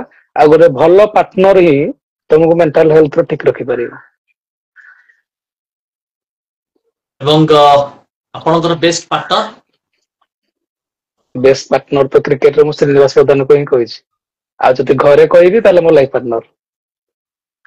ଶ୍ରୀନିବାସ ପ୍ରଧାନ ଏତେ ମାନେ ଏତେ କଣ ପାଇଁ ଆପଣଙ୍କୁ ଖାସ୍ ଲାଗନ୍ତି? ତାଙ୍କ ଭିତରେ କଣଟା ମାନେ ସେତିକି ୟୁନିକ୍ ଟା କଣ ଅଛି ଅଲଗା ପ୍ଲେୟାରଙ୍କ ଅପେକ୍ଷା? ସେମିତି କିଛି ନାହିଁ, ଆମେ ସବୁବେଳେ ଦି ଜଣ ସାଙ୍ଗ ହେଇକି ମୌଜ ମସ୍ତି କରୁ। ସବୁ କଥାରେ ଗୋଟେ ଯଦି କୋଉଠି କଥାରେ ଆମେ ଡିସ୍କସନ ଆରମ୍ଭ କରିଦେଇଥିବୁ, ତାହା ସରିବନି। ତ ଭଲ ଲାଗେ ମତେ ସେଇଥିପାଇଁ। ଆଚ୍ଛା, ତ ଶ୍ରୀନିବାସ ପ୍ରଧାନ ଆପଣଙ୍କର ବେଷ୍ଟ ପାର୍ଟନର। ଯଦି ଆପଣ କ୍ରିକେଟ ଯଦି ଆପଣ ନ ଖେଳିଥାନ୍ତେ, ତାହେଲେ ଆଉ କୋଉ ସ୍ପୋର୍ଟସ କୁ ଆପଣଙ୍କର ଥାନ୍ତା ଇଣ୍ଟରେଷ୍ଟ? ସେମିତି ତ ଆଉ କିଛି ଆଉ ନାହିଁ। ଯଦି ବି ଆପଣ କ୍ରିକେଟ ଯଦି ବି ଆପଣ କ୍ରିକେଟ ଖେଳୁଛନ୍ତି, ତାହା ବି ହେଲେ ଆପଣଙ୍କର ଗୋଟେ ଗୋଟେ ଅନ୍ୟାନ୍ୟ ସ୍ପୋର୍ଟସ ବି ଆପଣ ଧର ଦେଖୁଥିବେ କି ଫଲୋ କରୁଥିବେ, ସେଇଟା କଣ? ଫୁଟବଲ। ଫୁଟବଲ ଦେଖନ୍ତି। ଆଉ କିଏ ଆପଣଙ୍କର ଫେଭରେଟ ପ୍ଲେୟାର ଫୁଟବଲରେ? ରୋନାଲ୍ଡିନୋ। ରୋନାଲ୍ଡୋ। ନାଇଁ ରୋନାଲ୍ଡୋ ନୁହଁ, ଠିକ ଅଛି। ଆଚ୍ଛା ଆଚ୍ଛା, ରୋନାଲ୍ଡିନୋ। ରୋନାଲ୍ଡିନୋ। ଆଚ୍ଛା, କୋଉ ଟିମର ସେ? ବ୍ରାଜିଲ। ବ୍ରାଜିଲର। ଠିକ ଅଛି, ମୁଁ ଟିକେ କମ ଫଲୋ କରେ, ବଟ୍ ଏମିତି କିଛିଟା ନେମ୍ ମୁଁ ଜାଣିଛି ମେସି ବଗେରାକୁ ଜଷ୍ଟ କାରଣ ସେମାନେ ଫେମସ। ଠିକ ଅଛି। ନେକ୍ସଟ ଆମେ ଯିବା ଆଇଏସପିଏଲ ପାଇଁ କିଛି ପ୍ରିପାରେସନ ହେଲାଣି? କାରଣ ଗୋଟେ ଯୋଉଟା ଗୋଟେ ଆସିଛି, ଗୋଟେ ପ୍ଲାଟଫର୍ମ ବାହାରିଛି କି ଟେନିସ କ୍ରିକେଟ ଖେଳିକି ବି ଆପଣ ସାୟଦ ଗୋଟେ ହାଇ ଲେଭେଲରେ ପହଞ୍ଚି ପାରିବେ। ତା ବିଷୟରେ କଣ କହିବେ? ଏବଂ ଛୋଟୁ ଆକାଶ ଗୋଟେ ଓଡିଶାର ଗର୍ବ ଆମେ କହିପାରିବା, ଯାଇକି ସେଠି ପହଞ୍ଚିଲେ ସଚିନ ତେନ୍ଦୁଲକରଙ୍କ ହାତରୁ ଟ୍ରଫି ନବା, ଅମିତାଭ ବଚ୍ଚନଙ୍କ ଆଶୀର୍ବାଦ ନେଇକି ଆସିବା। ତା ବିଷୟରେ କଣ କହିବେ? କେତେ ଏଇଟା ଗୋଟେ ଗର୍ବର କଥା। ଆପଣଙ୍କ ସାଙ୍ଗରେ ଖେଳୁଥିବା ପ୍ଲେୟାର, ଆପଣଙ୍କ ଟିମରେ ଖେଳୁଥିବା ପ୍ଲେୟାର ଯାଇକି ଏଇ ଜିନିଷ ସବୁ କରିକି ଆସିଲେ। ମୁଁ ଯେତେବେଳେ ଫାଷ୍ଟ ଅକ୍ସନରେ ଦେଖିଲି ଛୋଟୁ ମାନେ ସୋଲ୍ଡ ହେଇଛି ବୋଲି ବହୁତ ଖୁସି ଲାଗିଲା। ମୁଁ ତାକୁ ବି ଫୋନ କରିଥିଲି। ମତେ ବହୁତ ଖୁସି ଲାଗିଲା ଯେ ନାଇଁ ମୋ ସହିତ ଖେଳୁଥିବା ଗୋଟେ ପିଲା ଯାଇକି ଗୋଟେ ଭଲ ପ୍ଲାଟଫର୍ମରେ ଖେଳିବ। ଆଉ କିଛିଟା ତା ପାଇଁ ବି ଭଲ ଦିନ ନଥିଲା, ବାକି ସେ ସେମିଫାଇନାଲ ଫାଇନାଲରେ ଭଲ ଖେଳିଲା। ଆଉ ଆପଣ ଯୋଉ ଏବେ କହିଲେ କି ଅମିତାଭ ବଚ୍ଚନ ହୁଅନ୍ତୁ କି ସଚିନ ତେନ୍ଦୁଲକର ସାର୍ ହୁଅନ୍ତୁ, ତାଙ୍କ ହାତରୁ ଟ୍ରଫି ରିସିଭ କରିବା, ସେଇଟା ଆମକୁ ଦେଖିକି ଯେତେ ଖୁସି ଲାଗିଲା, ସିଏ ହିଁ ବେଶୀ ଏନ୍ଜୟ କରିପାରୁଥିବେ, କେତେ ଖୁସି ଲାଗିଥିବ। ତ ଛୋଟୁ ପାଇଁ ବି ବହୁତ ଖୁସି ଲାଗେ, କାହିଁକି ନା ଓଡିଶା ଭଳିଆ ଗୋଟେ ଜାଗାରୁ ଯାଇକି ଭଲ ପ୍ଲାଟଫର୍ମରେ ଖେଳିଲା, ବହୁତ ଖୁସି ଲାଗେ ସେଇ ଜିନିଷଟା। ନିଶ୍ଚିତ ଭାବେ। ଏବଂ ତାଙ୍କ ଗୋଟେ ଇନିଂସ, ସେମିତି ଯଦି ଆମେ ଦେଖିବା ତ ସେ ବେଶୀ କିଛି ରନ୍ ତ କରିନାହାନ୍ତି, ବଟ୍ ତାଙ୍କ ଗୋଟାଏ ଇନିଂସ ସବୁଠୁ ଭାଇଟାଲ ରହିଲା ଏବଂ ସମସ୍ତଙ୍କ ମନକୁ କିଣିଲା। ସେଇଟା ଥିଲା ସେମିଫାଇନାଲରେ ତାଙ୍କ ସେ ଛୋଟ ଇନିଂସ ଟିମକୁ ଆଜି ଚାମ୍ପିୟନ କରାଇଲା ମାଝି ମୁମ୍ବାଇକୁ। ତ ଦର୍ଶକ ମାନେ ସମସ୍ତେ ନିଜ ନିଜ କୋଶ୍ଚିନ୍କୁ ରେଡି ରଖନ୍ତୁ, ଆମେ ଫଟାଫଟ ଯିବା। ଆପଣମାନଙ୍କ କୋଶ୍ଚିନ୍ ଆମେ ନବା ଏବଂ ଏ ଶୋକୁ ଧୀରେ ଧୀରେ ଏଣ୍ଡ ଆଡକୁ ନବା। ଆପଣଙ୍କର କିଛି ରହିଛି କି ପ୍ରିପାରେସନ ଆଇଏସପିଏଲ ପାଇଁ? ନା ମୁଁ କରିନି। ଠିକ ଅଛି। ଠିକ ଅଛି, ତ ରାହୁଲ କୁମାରଙ୍କର ଆସିଛି ଫାର୍ଷ୍ଟ କୋଶ୍ଚିନ୍, ଡେରା ଡାଇନାମିକ ଟିମ୍ ଉପରେ କିଛି କହିବେ? ସେଇଟା ତ ମୋର ମାନେ ଆମ ଡିଷ୍ଟ୍ରିକ୍ଟରେ ଯୋଉ ସବୁଠୁ ବଡ ବଡ ଯେତେବେଳେ ଟୁର୍ଣ୍ଣାମେଣ୍ଟ ହଉଥିଲା, ସେଇଟା ମୋର ଫାଷ୍ଟ ଟାଇମ ଥିଲା ଯାହାପଟେ ମୁଁ ଖେଳୁଥିଲି। ଆଉ ତାଙ୍କ ଓନର ଯେତେ ଓନର ଖେଳିଛି ସବୁଠୁ ଭଲ। ରୋଶନ ମହାନ୍ତିଙ୍କ କ୍ୱେଶ୍ଚିନ୍ ଚୁଇଁ କାଳିଆଙ୍କ ବିଷୟରେ ଟିକେ କହିବେ ତାଙ୍କ ରୋଲ ଟି କଣ କେମିତି ଟିମରେ? ମତେ ଲାଗେ ସେ ଯଦି ଆଗ୍ରେସିଭ ହେଇ ଖେଳିବ ତାହେଲେ ମତେ ଲାଗେ ଟିମ ର ରେଜଲ୍ଟ ଆଉ ତା ନିଜର ପରଫର୍ମାନ୍ସ ବହୁତ ଭଲ ରହେ। ଆଚ୍ଛା ପ୍ରତାପ ରୁଦ୍ରଙ୍କର କ୍ୱେଶ୍ଚିନ୍ ଇଣ୍ଡିଆନ ଫୁଟବଲ ଟିମ ର କିଏ ଫେଭରେଟ ପ୍ଲେୟାର ଆପଣଙ୍କର? ଇଣ୍ଡିଆନ ଫୁଟବଲ ଟିମ୍ ହଁ। ଆମର ନାଟା ଭୁଲିଗଲି ଚାଇନିଜ ଭଳିଆ ଟିକେ ଆପଣ ଦେଖିବା ପାଇଁ ଯାହା ନା ଆସୁଛନ୍ତି। ଯାହା ନା ଭାବୁଛନ୍ତି ମୁଁ ବି ତାଙ୍କ ନେମ ଭାବୁଛି କିନ୍ତୁ ସେ ଆମର ଯେହେତୁ ଆମେ ଥିଲେ ଦେଖୁନୁ ତ ମାଇଣ୍ଡ ରହୁନି। କ୍ଲବ କ୍ୟାରିୟରରେ ସେ ମେସିଙ୍କ ସହିତ ତାଙ୍କର ବାଇଚୁଙ୍ଗ ଭୁତିଆ ନା କଣ ତାଙ୍କର ମୁଁ ଜାଣିନି କିନ୍ତୁ ମନେ ନାହିଁ ନା କିନ୍ତୁ ସେ ଆସିଛନ୍ତି ଆମର ଆଇପିଏଲ ରେ ଯୋଉ ହୁଏ କାହିଁ ସେ ନେମ୍ ଟି ଫର୍ଥମ୍ପେୟାର ଯୋଉ ହୁଏ ଆସନ୍ତି ବି ସେ। ପ୍ରତାପ ଭାଇ ଆପଣ ସେ ନେମ ଟିକୁ ଲେଖି ଦିଅନ୍ତୁ ପ୍ଲିଜ। ଅଜୟ କ୍ରିକେଟ କର ଚିନୁଙ୍କ ବିଷୟରେ ତ ସେ କହିଛନ୍ତି ଆଉ ପ୍ଲିଜ ଟିକେ କହିଦେବେ ଦର୍ଶକ ଟିକେ ଖୁସି ହେଇଯିବେ। ଚିନୁକୁ ମୁଁ ଗୋଟେ ଡେଷ୍ଟ୍ରୟ ଭର୍ସନ ଭଳି ଭାବେ। ମତେ ଲାଗେ ସେ ଯଦି ଫିଲ୍ଡରେ ଅଛି ତାହେଲେ ମ୍ୟାଚ ଆମ ହାତରେ ଅଛି। ଠିକ ଅଛି ଅଷ୍ଟମ ସୋମ ଆକାଶ ନାଗଙ୍କ ବିଷୟରେ କିଛି ପଚାରିବେ? ଆକାଶ ନାଗ ଭାଇ ସେ ଲିଜେଣ୍ଡ ପ୍ଲେୟାର। ଲେଜେଣ୍ଡ ଯଦି ଆପଣ କହିଛନ୍ତି ଏବଂ ତାଙ୍କ ୱେଷ୍ଟର୍ଣ୍ଣ ଓଡିଶାରେ ଆକ୍ଚୁଆଲି ଯଦି ଫାଷ୍ଟ କିଏ ଲାଗେ ଷ୍ଟାର ବୋଲି ସେ ହଉଛି ଆକାଶ ନାଗ। ଆସାମ ବାଦଲକର ଗୋଟେ ଅଛି କ୍ୱେଶ୍ଚିନ୍ ଆସମାନ ବାଦଲକର ଏଇ ଇୟର ର ନମ୍ବର 1 ଟୁର୍ଣ୍ଣାମେଣ୍ଟ କି ଆମେ ଯିବା ଟୁର୍ଣ୍ଣାମେଣ୍ଟ ଉପରକୁ ବଟ୍ ଠିକ ଅଛି ତାଙ୍କର ଟିକେ ଆନ୍ସର ଦେଇ ଦିଅନ୍ତୁ ଆପଣଙ୍କ ଅନୁସାରେ। ଏଇ ଇୟର ନମ୍ବର 1 ଟୁର୍ଣ୍ଣାମେଣ୍ଟ ମୁଁ ଯେତିକି ଟୁର୍ଣ୍ଣାମେଣ୍ଟ ଖେଳିଛି ଘଣ୍ଟପଡା। ଦେଇଛନ୍ତି ଠିକ ଅଛି। ଗୋଟେ ଲମ୍ବା କ୍ୱେଶ୍ଚିନ୍ ଆସିଛି ବଟ୍ ତା ପୂର୍ବରୁ ଆମେ ଅପୁନ ମହାପାତ୍ରଙ୍କର ନେଇଯିବା ଜଗତରାମ ଭୋଇଙ୍କ ବିଷୟରେ ଟିକେ କହିବେ? ଜଗତରାମ ଭୋଇ ତା ପାଇଁ ଆକ୍ଚୁଆଲି ସମ୍ବଲପୁର ହିଁ ଡିଫାଇନ୍ ହଉଛି ତ ଭାବି ନିଅନ୍ତୁ ସେ କେତେ ବଡ ପ୍ଲେୟାର। ବହୁତ ବଡ ପ୍ଲେୟାର ଏବଂ ବହୁତ ଜବରଦସ୍ତ ପ୍ଲେୟାର ସବୁ ପ୍ରକାର ସଟ୍ ତାଙ୍କ ପାଖରେ ଅଛି କ୍ଲାସ ଠାରୁ ନେଇକି ଫାୟାର ବ୍ୟାଟିଂ ସବୁ ତାଙ୍କୁ ଜଣା ଦେଖିବା ଆଗାମୀ ସମୟରେ। ଅଭିଚେନାଙ୍କର କ୍ୱେଶ୍ଚିନ୍ ଗୋଟେ ଲମ୍ବା କ୍ୱେଶ୍ଚିନ୍ ରହିଛି ନେଇଯା ଫଟାଫଟ ରାଜୁ ବ୍ରୋ କୁ ପଚାର ଓଡିଶା ଟେନିସ କ୍ରିକେଟରେ ରାଉଣ୍ଡ କ୍ରିକେଟ କୁ ଆଉ ଆଗକୁ କେମିତି ପ୍ରମୋଟ କରିବା ଆଉ Mahavir cricket club Angul team ସହ ତାଙ୍କ ମେମୋରି କେମିତି କଣ ହଁ ଟିକେ କହିବେ?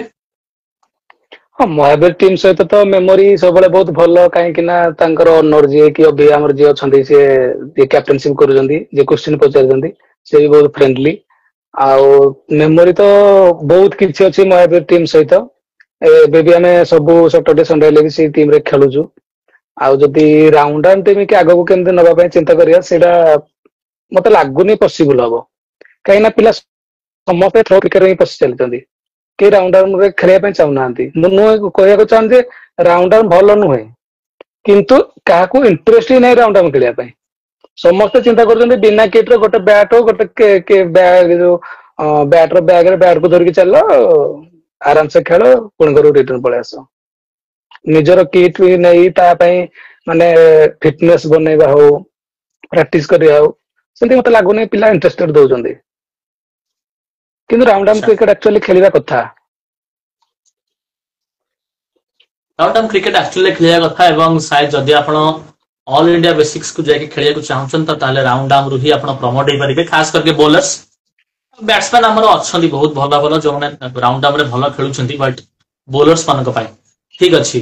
ଫଟାଫଟ ଯିବା ଆଇ ବି ସୌମ୍ୟଙ୍କର କୋଶ୍ଚିନ୍ ଯୋଉ 27-28 ରେ ହଉଛି ମନସୁନ କପ୍ ସାୟଦ ହଁ ଆମର ପିପିଲିରେ ଆପଣ ସେଠି ଖେଳିବେ? ହଁ। ଠିକ ଅଛି ନୋ ଡାଉଟ ଭାଇ କଣ କୋଶ୍ଚିନ୍ ପଚାରିଦେଲା ଏଇଟା ବଡ କୋଶ୍ଚିନ୍ ଥିଲା ଏଇଟା। ମିଷ୍ଟର ଦାସଙ୍କ କୋଶ୍ଚିନ୍ ହଁ ଲୁଟୁ ବ୍ୟାକ୍ କରିବ କି? ହଁ ଲୁଟୁ ତ ଖେଳୁଛି ବ୍ୟାକ୍ କଣ କରିବ? ଲୁଟୁ ଖେଳୁଛି ଆପଣ ଭାଇ କହୁଛନ୍ତି ସିନା କିନ୍ତୁ ଲୁଟୁ ସେ ଲୁଟୁ ଦରକାର। लोक मानकु से लुटु दरकार से टीम इंडिया दरकार जो धोनी थिला सेहवाग थिला सचिन थिला से इंडिया टीम दरकार कोहली थिला सेही पर्टिकुलर सेटा केबे पॉसिबल हबो कि देखो ठीक अछि मु एबे कमांडर रे गलिनी खेलिया पई कि हमर जो पिला अछंती जो माने हम टीम रो थिले से सीआरएन रे खेलुचंती से ओनर तो केबे छाड़िया पई राजी हेबे ना से प्लेयर को बुझी पारछंती कि निश्चित नै तो गोटे टीम गोटे जदी माने हल्का किछि पिला एपट सेपट हेले सेही पर्टिकुलर प्लेयर आनी खेलिबा के कष्ट किंतु एमति न जे लुटु खेलिनी लुटु खेलुची एबे भी खेलिबो देखिबा केमती टीम ए सीजन रे केते टूर्नामेंट देखिबा कोन केमती नौची पार्टिसिपेट करूची दीपक साहब का क्वेश्चन रही राजू भाई मिक्कू भाई का विषय टे कहिबे मिक्कू भाई देवगढ़ मिक्कू हां देवगढ़ मिक्कू नो डाउट गोटे भल बॉलर किंतु को माने प्रीवियस सीजन रे बहुत भल बॉलिंग करथिले किंतु ए सीजन तो तांको बेसी देखिया को पाइनी कोन प्रॉब्लम थिबो किंतु आशा करू से तांकर बॉलिंग ऊपर फोकस रखंतु से बहुत भल बॉलिंग करछन बहुत भल खेलिबे बाबू ठीक अछि मानस 2s का क्वेश्चन ए सीजन रे हाईएस्ट केते कोन भाई इनकम हेची ठीक ठाक हेची बट सक्सेसफुल टीम कोन बात चाहतो हमें जिबा से क्वेश्चन में हमें आनीबा हम लास्ट बुक अविनाश भाई का क्वेश्चन मंडल भाई का विषय रे टिके कुह अविनाश 0007 जी मते क्वेश्चन कर जे सी सबुड अधिका मंडल हिसाब जानि जंदी आउ मंडल सहित सेंती किछि जदी माने एक्सप्रेशन देबी कि एक्सप्रेस करी ता विषय किछि मते लागु जे कम पड़िबो से एते मो सहित क्लोज नो डाउट गोटे भल ह्यूमन बीइंग आउ हेल्पफुल नेचर पिला जेतले जहा कहले भी किछि तापरे माने जदि टीम रो किछि प्रॉब्लम त हम तापरे चिडियो से टीम रो ओनर से किन संभाल लिए देखिबा कोन केमते रहूची इट्स यादव जी का क्वेश्चन रही मोस्ट डेंजरस प्लेयर की ऑल ओडिसा रे आपन मत रे सेटा तो एक्चुअली सिचुएशन नहीं कहबी कहीं देखो मत लगे सर्कल भितर दीटा पिला सब डेंजरस गोटे असलम खान गोटे चुंकाड़िया आउ जदि तुम माने गोटे भल प्लेटफॉर्म पड़ी जाइए गोटे ताकू नहीं कि गोटे भल प्रोजेक्टेड स्कोर ऊपर जदि ठिया करिया पई किए डेंजरस लगे सेटा लगे छोटू आकाश चिन्नू जगत होई आउ जदि हमें फिनिशिंग रे नबा मते माने इमरान खान देवाशीष परसाणी लगे से माने से सिचुएशन पे बहुत डेंजरस आ जदि हमर जदि हमें कहबा कैलकुलेटेड क्रिकेट खेलिबा कि प्रोजेक्टर अनुसार जदि 8-10 चली ताको कैलकुलेट नहीं खेलुचंदी तो श्रीनिवास प्रधान उत्कल केशर राउत अजय राउत बहुत प्लेयर अछंदी सेटा सिचुएशन ऊपर डिपेंडेंट एक्चुअली के सब बेसी डेंजरस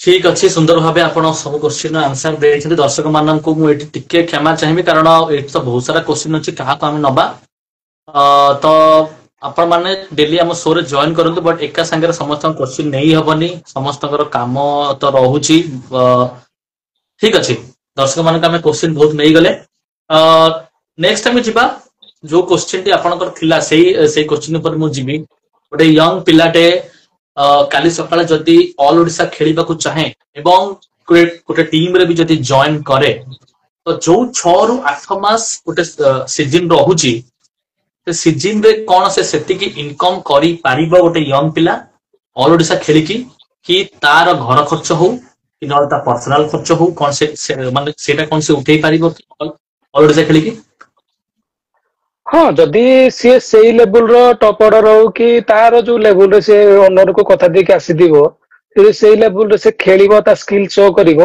ताले से नियत इनकम करि परिवो काहे ना देखंतु एई सीजन रे तो मते लागुने अब क्रिकेट सरिवो काहे ना एबे तो जदि चलिलानी मानसून चललानी धरन तो जुलाई लास्ट 27-28 पुणी अगस्त रे पिला जाउजनी बेंगलोर खेलिया पई पिला जाउजनी झारखंड खेलिया पई बुझ परछन कि नै तापर से पडो आसिला बेले अक्टोबर रे लुटेरस कप स्टार्ट हे गलानी अपन तो निजे अपन कर पकेजंदी चैनल रे लुटेरस कप बुरोमुंडा कप अक्टोबर रे तो पिला तो बसु नांती ना निज ऊपर डिपेंडेंट से एक्चुअली केते लेवल रे परफॉर्म करिवो तो ऑटोमेटिक से इनकम करि पर किछि नो डाउट सेट रे सुंदर कथा एवं जो यंग पिलाटी एक कथाटी सुनिबो से टिके मोटिव हबो आगामी समय ऑल ओडिसा खेलिया पे प्रैक्टिस वगैरह भी करिवे ठीक अछि धीरे धीरे ए शो को हमें टिके एंड आडकू तो नहीं आसछु एबे टिके रैपिड फायर करिवा आपन सह रैपिड फायर सो रहिबो रैपिड फायर रे मु आपनको गोटे गोटे टैग देबी एवं आपण से टैग को नेकी गोटे प्लेयर रो नेम ता जोड़े से टैग टा अच्छा से को प्लेयर सह सूट करू class class Utkal Kesari Raut best wicket keeper Ajay Raut best fielder Srinivas Pradhan next best cover drive best cover drive Debashish Parsani pull master वुल मास्टर लाडेन बेस्ट ऑलराउंडर एसीसी ने तो बेस्ट ऑलराउंडर लाडेन भी आपण देइछंती लीड देखो आपण देइछंती best helicopter man helicopter shot Biswaranjan Sahu चिन्ह ठीक अछि best aggressive player most aggressive Hiralal Mendis best cool player Bhabani Shankar Sahu Papuai sensible player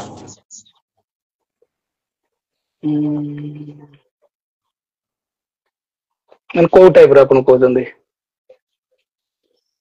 cricket knowledge टिके अधिका थिबो क्रिकेट फील्ड रे क्रिकेटिंग कथा कहउथिबे टिके टिके फील्ड सेट एंती करला सेमति क्रिकेटिंग ऊपर अधिका पपुआई भवानी शंकर साहू टेन रखिले ठीक अछि बेस्ट कैप्टन ମୋ ନଜରରେ ବେଷ୍ଟ କ୍ୟାପ୍ଟେନ୍ ଲାଡେନ୍ ठीक अछि सुंदर भावे आपण रैपिड फायर रो प्रति क्वेश्चन रो एठी आंसर देले सो को हमें एठी एंड तो करिबा बहुत भल लागिला आपण सह एठी कथा है कि सब क्वेश्चन को आपण फटाफट भावे आंसर भी दैछ जे हमरो आपण को टीम रे मो एठी खाली गोटे क्वेश्चन रखिबी नेक्स्ट सीजन आपण को टीम कोन होछ कोन नाही सेटा आपण बेसी तो पलिकी तो किछ कहलेनी बट टीम रे जते बेले सुनील नायक आपण को टीम रु चली जानती गोटे परमानेंट प्लेयर आपण को टीम रे गोटे प्रमुख ऑलराउंडर सुनील नायक टीम रु जिबा परे आपण को टीम रे ताको कमिटा केमती कोन मन टीम रे रहितला से थिले आउ टिके कोनटा बेटर हेई पारथन टीम रे आ से नथिले आपण को टीम को कोनटा लॉस हेतल ନା ଦେଖନ୍ତୁ ସିଏ ତ ଟିମ ରୁ ଗଲା ପରେ ହିଁ ମୁଁ କମାଣ୍ଡରରେ ଆଡ ହେଇଛି କିନ୍ତୁ ଯେତେବେଳେ ମୁଁ କମାଣ୍ଡରରେ ଖେଳୁଥିଲି ଆଉ ସିଏ ବି ଟିମ ର କ୍ୟାପ୍ଟେନ ଥିଲେ ଯେତେବେଳେ ଆମେ କାକରପୁର ଟୁର୍ଣ୍ଣାମେଣ୍ଟ ଖେଳୁଥିଲୁ ତ ଗୋଟେ ପ୍ଲେୟାର ର କମି ଆକ୍ଚୁଆଲି କେହି ବି ଭରଣା କରିପାରିବେନି କାହିଁକି ନା ସିଏ ଯୋଉ ରାଇଟ ହ୍ୟାଣ୍ଡ କୁ ଭଲ ବୋଲିଂ କରୁଥିଲେ କି ଯୋଉ ମାନେ ଟ୍ରମ୍ପ କାର୍ଡ ହିସାବରେ ଯୋଉଠି ଗୋଟେ ୱିକେଟ ପଡି ଯାଇଥିବ ତାଙ୍କୁ ପଠେଇଲେ ସେ ଯୋଉ କ୍ୟାମ୍ପିୟନ ଖେଳୁଥିଲେ ଆଉ नो डाउट ସେ ଗୋଟେ ବହୁତ ଭଲ ଫିଲ୍ଡର ଗୋଟେ ଆମର କହନ୍ତି ନା थ्री डायनामेशन प्लेयर को ଯଦି ତମେ କହିବ ତାହେଲେ ସେଇଭଳିଆ ପ୍ଲେୟାର ତ ମିଳିବନି ସହଜେ ନା ତ ତାଙ୍କ କମି ଅଟୋମେଟିକ ଫିଲ୍ ହବ टीम को ठीक अच्छे देखिबा सुनील नायक कर भी नेक्स्ट सीजन केमती कोन होउची कारण जेहेतु नाइट मैचेस से प्रायतः खेलछन सान टीम रे तो डे मैचेस देखिबा नेक्स्ट सीजन कोन केमती रहउची आ गोटे क्विक फायर करबा आपन को सह तापर ड्रीम 11 तापर बेस्ट टूर्नामेंट तापर सो पॉइंट फटाफट जिबा क्विक फायर आपन को सह रहिबो दीटा मु ऑप्शन देबी आपन ता दरु जण को ही सेटी चॉइस करिवे देखिबा best batsman Aslam Kiran Aslam Khan Kiran Khan Kiran Khan Kiran Khan Kiran Khan best bowler Paresh Samal Sohail Khan और समल बेस्ट विकेट कीपर कंटिया आउ अजय राउत अजय राउत ठीक अच्छी best aggressive player destroyed player Biswaranjan Sahu ना इमरान खान ଏଇଟା ତ କମ୍ପେୟାର କରିହେବନି କାହିଁକିନା ଇମରାନ ଭାଇର ଲେବୁଲ ସେ ଅଲଗା ଦେଖନ୍ତୁ ଆପଣ ଇମରାନ ଭାଇକୁ ବାଦଶାହ କହୁଛନ୍ତି ବିଶ୍ୱରଞ୍ଜନ ସାହୁକୁ ଡନ୍ କହୁଛନ୍ତି ସେଇଟା ହବନି କମ୍ପେୟାର କରିହେବନି କାହିଁକିନା ଦି ଜଣ ଜାଗାରେ ବହୁତ ଭଲ ଯଦି ଚିନୁ ଏଜରେ ଯଦି ଇମରାନ ଭାଇ ଖେଳିଥାନ୍ତା ତାର 26-27 ପ୍ରାଇମ ଟାଇମ ରେ ଇମରାନ ଭାଇ ଯେତିକି ନାଁ କରିଥିଲା ଚିନୁକୁ ଟିକେ ଟାଇମ ଲାଗିବ ଆହୁରି ତେଣୁକରି ସେଇଟା କମ୍ପେୟାର କରିପାରିବେନି ठीक अच्छे लास्ट रहा बेस्ट କ୍ୟାପ୍ଟେନ୍ ଆମେ ଯିବା ବେଷ୍ଟ କ୍ୟାପ୍ଟେନ୍ ଏ ସିଜନ ରେ ସୁନୀଲ ନାୟକ ଏପଟେ ରହିବେ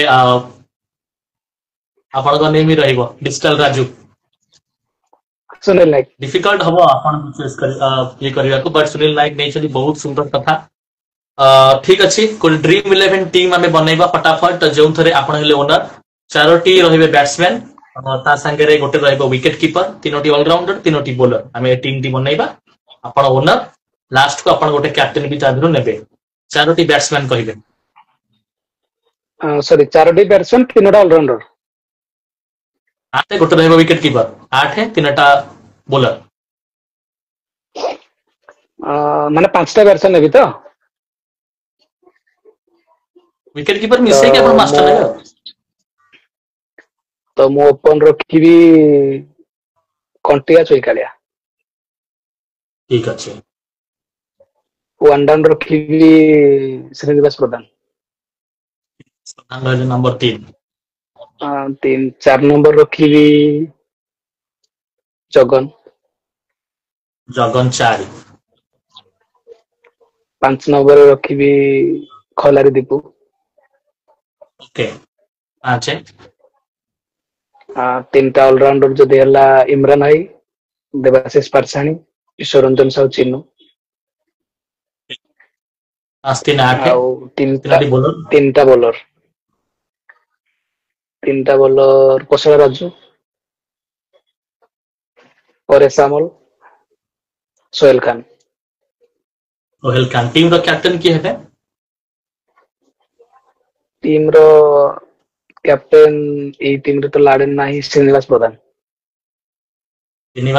आपण करछन्ती कैप्टन विकेट कीपर का करबा विकेट कीपर जगन करियो कंटिया अछि एक राउत भी अछि किंतु जगन को देबी ठीक अच्छे टीम भलो टीम रहिला जदि टीम खेले तो शायद सक्सेस भी हो नो डाउट बहुत सारा आप टूर्नामेंट खेली बहुत जगह आप टूर्नामेंट खेली चैंपियन भी होती भल पाइबा भी आपको मिली सारा ओडिशा रे आम कौन टूर्नामेंट को रैंक दबानी कि क्या टॉप आम रखानी जेहेतु आप पूर्व दर्शकों क्वेश्चन कहीदे कि घंटापड़ा 1 अच्छी ठीक अच्छे घंटापड़ा आपको सह रे तो आपण खेली 5टी टूर्नामेंट रो नेम नेबे कौन सी हमें रैंक दबानी आपन को भल लगे 5 टूर्नामेंट ऑल ओडिशा रे बागड़िया कप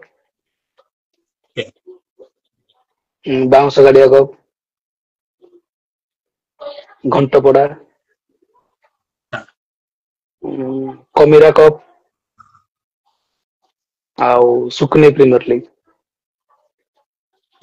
लीग घंटपड़ा आपण जो कहले कि टॉप रे टिके रहिबो घंटपड़ा रे आपण को कोन ता गोटे यूनिकनेस सेठी कोन थाए सब टूर्नामेंट अपेक्षा सेठी कोन ता टिके भलो थाए तांकर हॉस्पिटैलिटी सबुडु भलो थाए गोटे प्लेयर को एक्चुअली हॉस्पिटैलिटी मेन दरकार कहीं ना आमे जो फपड़ा क्रिकेट खेलु जंदी हमको हॉस्पिटैलिटी मिलिबा बहुत कष्ट बुझ परजंदी कि ना तांकर सेठी खाइबा पीबा रेस्ट करिबा हो कि डॉग आउट रे अलगा ऑडियंस को माने बेसी एंट्री न करिबा हो तांकर व्यवहार तांकर माने जहाँ भी ऑर्गेनाइजर तरफ हेल्प दरकार सब किछि करंती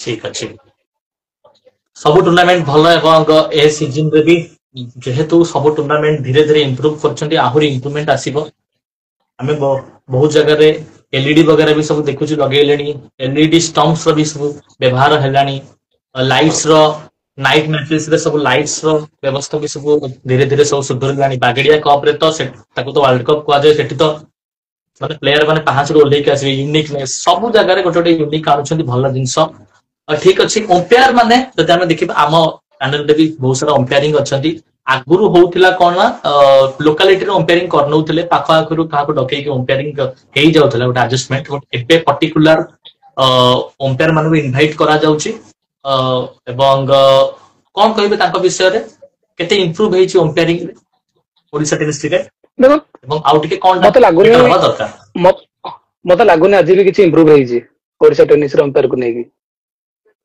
अच्छा एमिति कम पे काहे देखंतु गोटे टूर्नामेंट रे जदी 8टा पिला आसुनी खेली ଅନର को मिसी धरते आपण 100टा पिला आछंती 100टा पिलाकर जेतिकी नॉलेज नथिबो दीटा अंपायर अत्यधिक नॉलेज रहबा दरकार काहे कि ना अच्छा गोटे मैच रो 22टा प्लेयर रो भगवान होजनी से दुई जण जे सेमाने भूल डिसीजन देबे ताल कोन करियो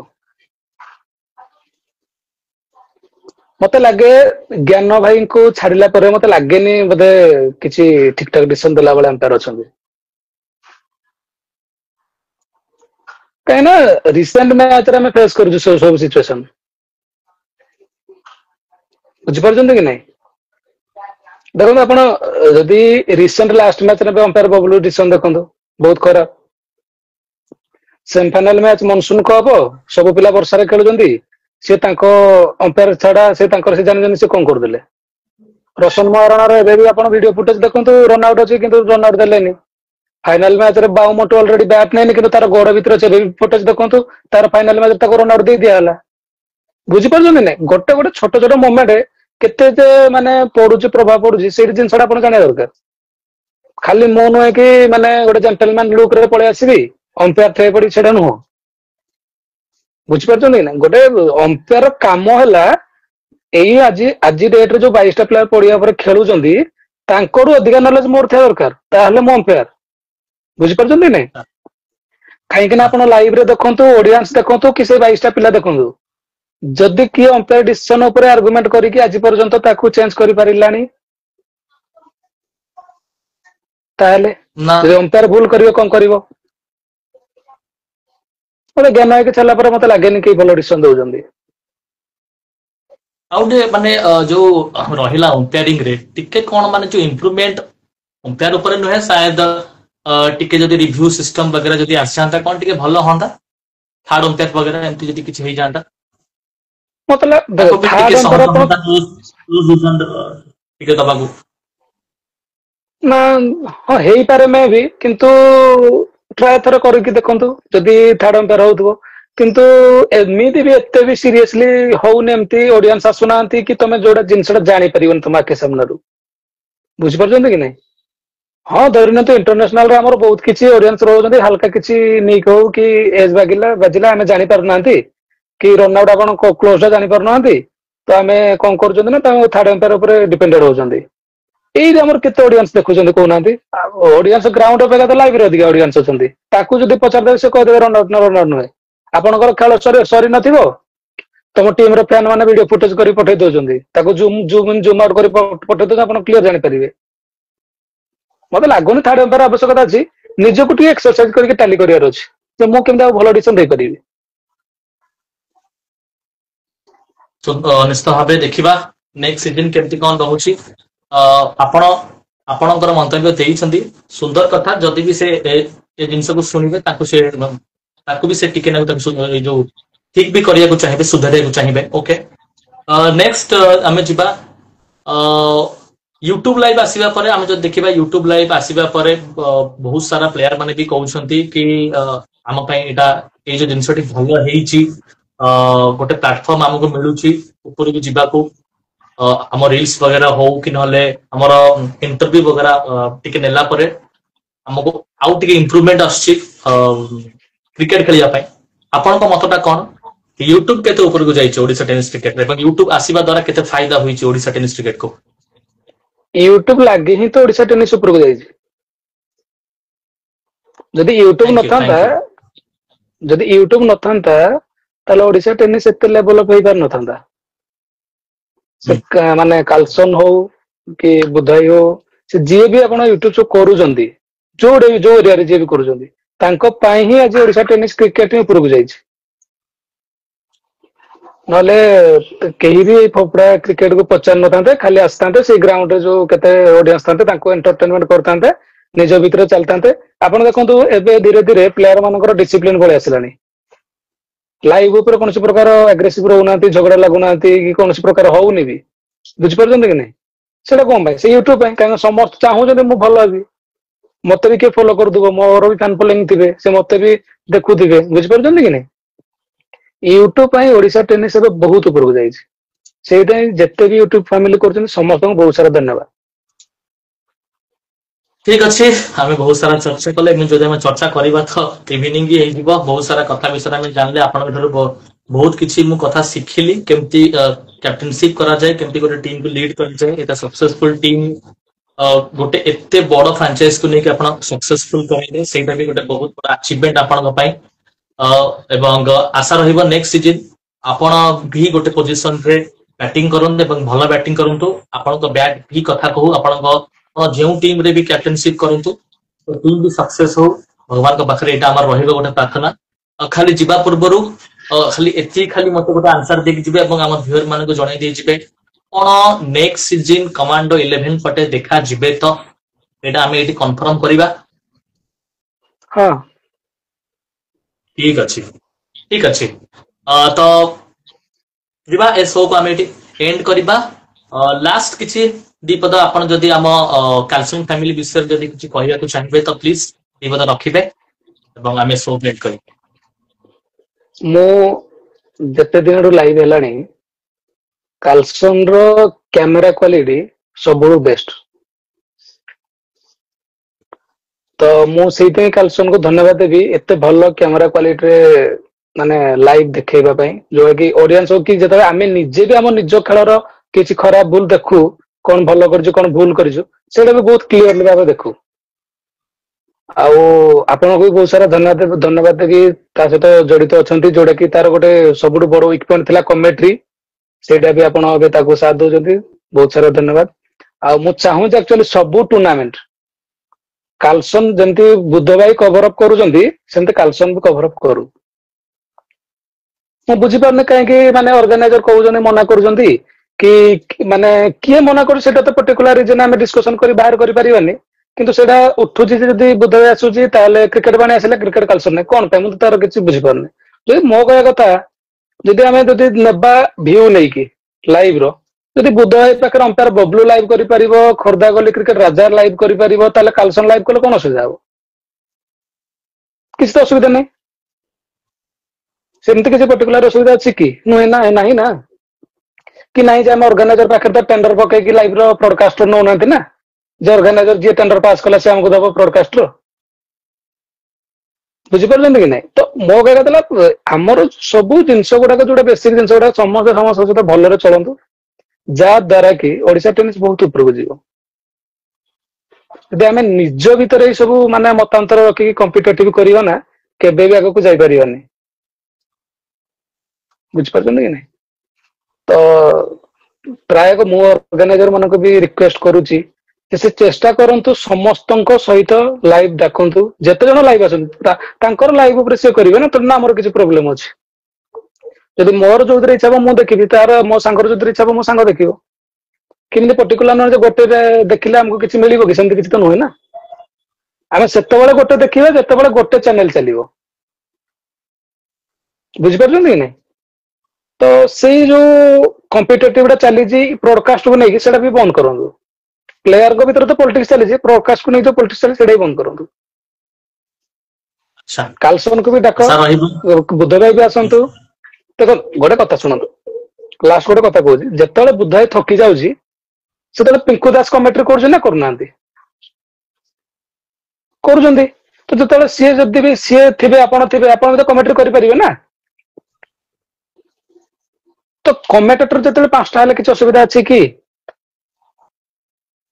तो जदि सेते बेले असुविधा होनी जदि अंपायर बबलू लाइव हेले भी असुविधा माने ऑडियंस को होनी कि ऑर्गेनाइज कमिटी को होनी राजार लाइव हेले होनी ताले काल्सन आसले असुविधा कोन हो किछि होबनी से निज भीतर जो अछि मतांतर को बंद करंतु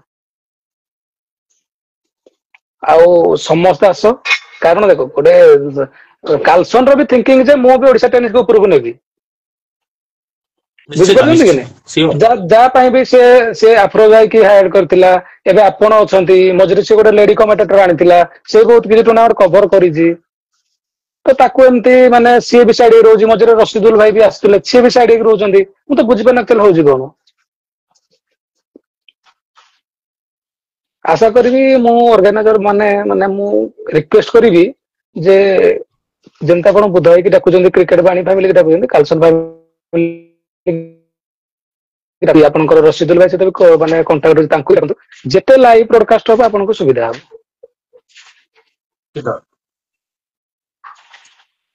ଧନ୍ୟବାଦ ଆମ ଫ୍ୟାମିଲି ପାଇଁ ଯାହା ହଉ ଆପଣ ଏଠି ଗୋଟେ ପଏଣ୍ଟ ରଖିଲେ ଆପଣଙ୍କ ଆଡୁ ବହୁତ କମ ଥାନ୍ତି ଯେ କି ଅନ୍ୟ କାହାକୁ ସପୋର୍ଟ କରନ୍ତି ବଟ୍ ଆପଣ ଆମକୁ ଗୋଟେ ସପୋର୍ଟ କରିଛନ୍ତି ଧନ୍ୟବାଦ ଏବଂ ସପୋର୍ଟ ଆମେ ଆକୁ କହିବାଟା ଭୁଲ ହବ ଆପଣ ସାଇ ଯୋଉଟା ଠିକ ଆପଣ ସେଇଟା ଏଠି କହିଛନ୍ତି ଗୋଟେ ଭଲ ହଁ ପଏଣ୍ଟ ଦେଇଛନ୍ତି ଠିକ ଅଛି ତ ବହୁତ ଭଲ ଲାଗିଲା ଯିବା ପୂର୍ବରୁ ଅଭିନାଶ ଭାଇଙ୍କ କୋଶ୍ଚିନ୍ ଆମେ ନ ନେଇକି କେମିତି ଯିବା ସାନ୍ ପଟେ ଖେଳିବେ ସାନ୍ ପଟେ ତ ମୁଁ ସବୁଦିନ ଖେଳିବି।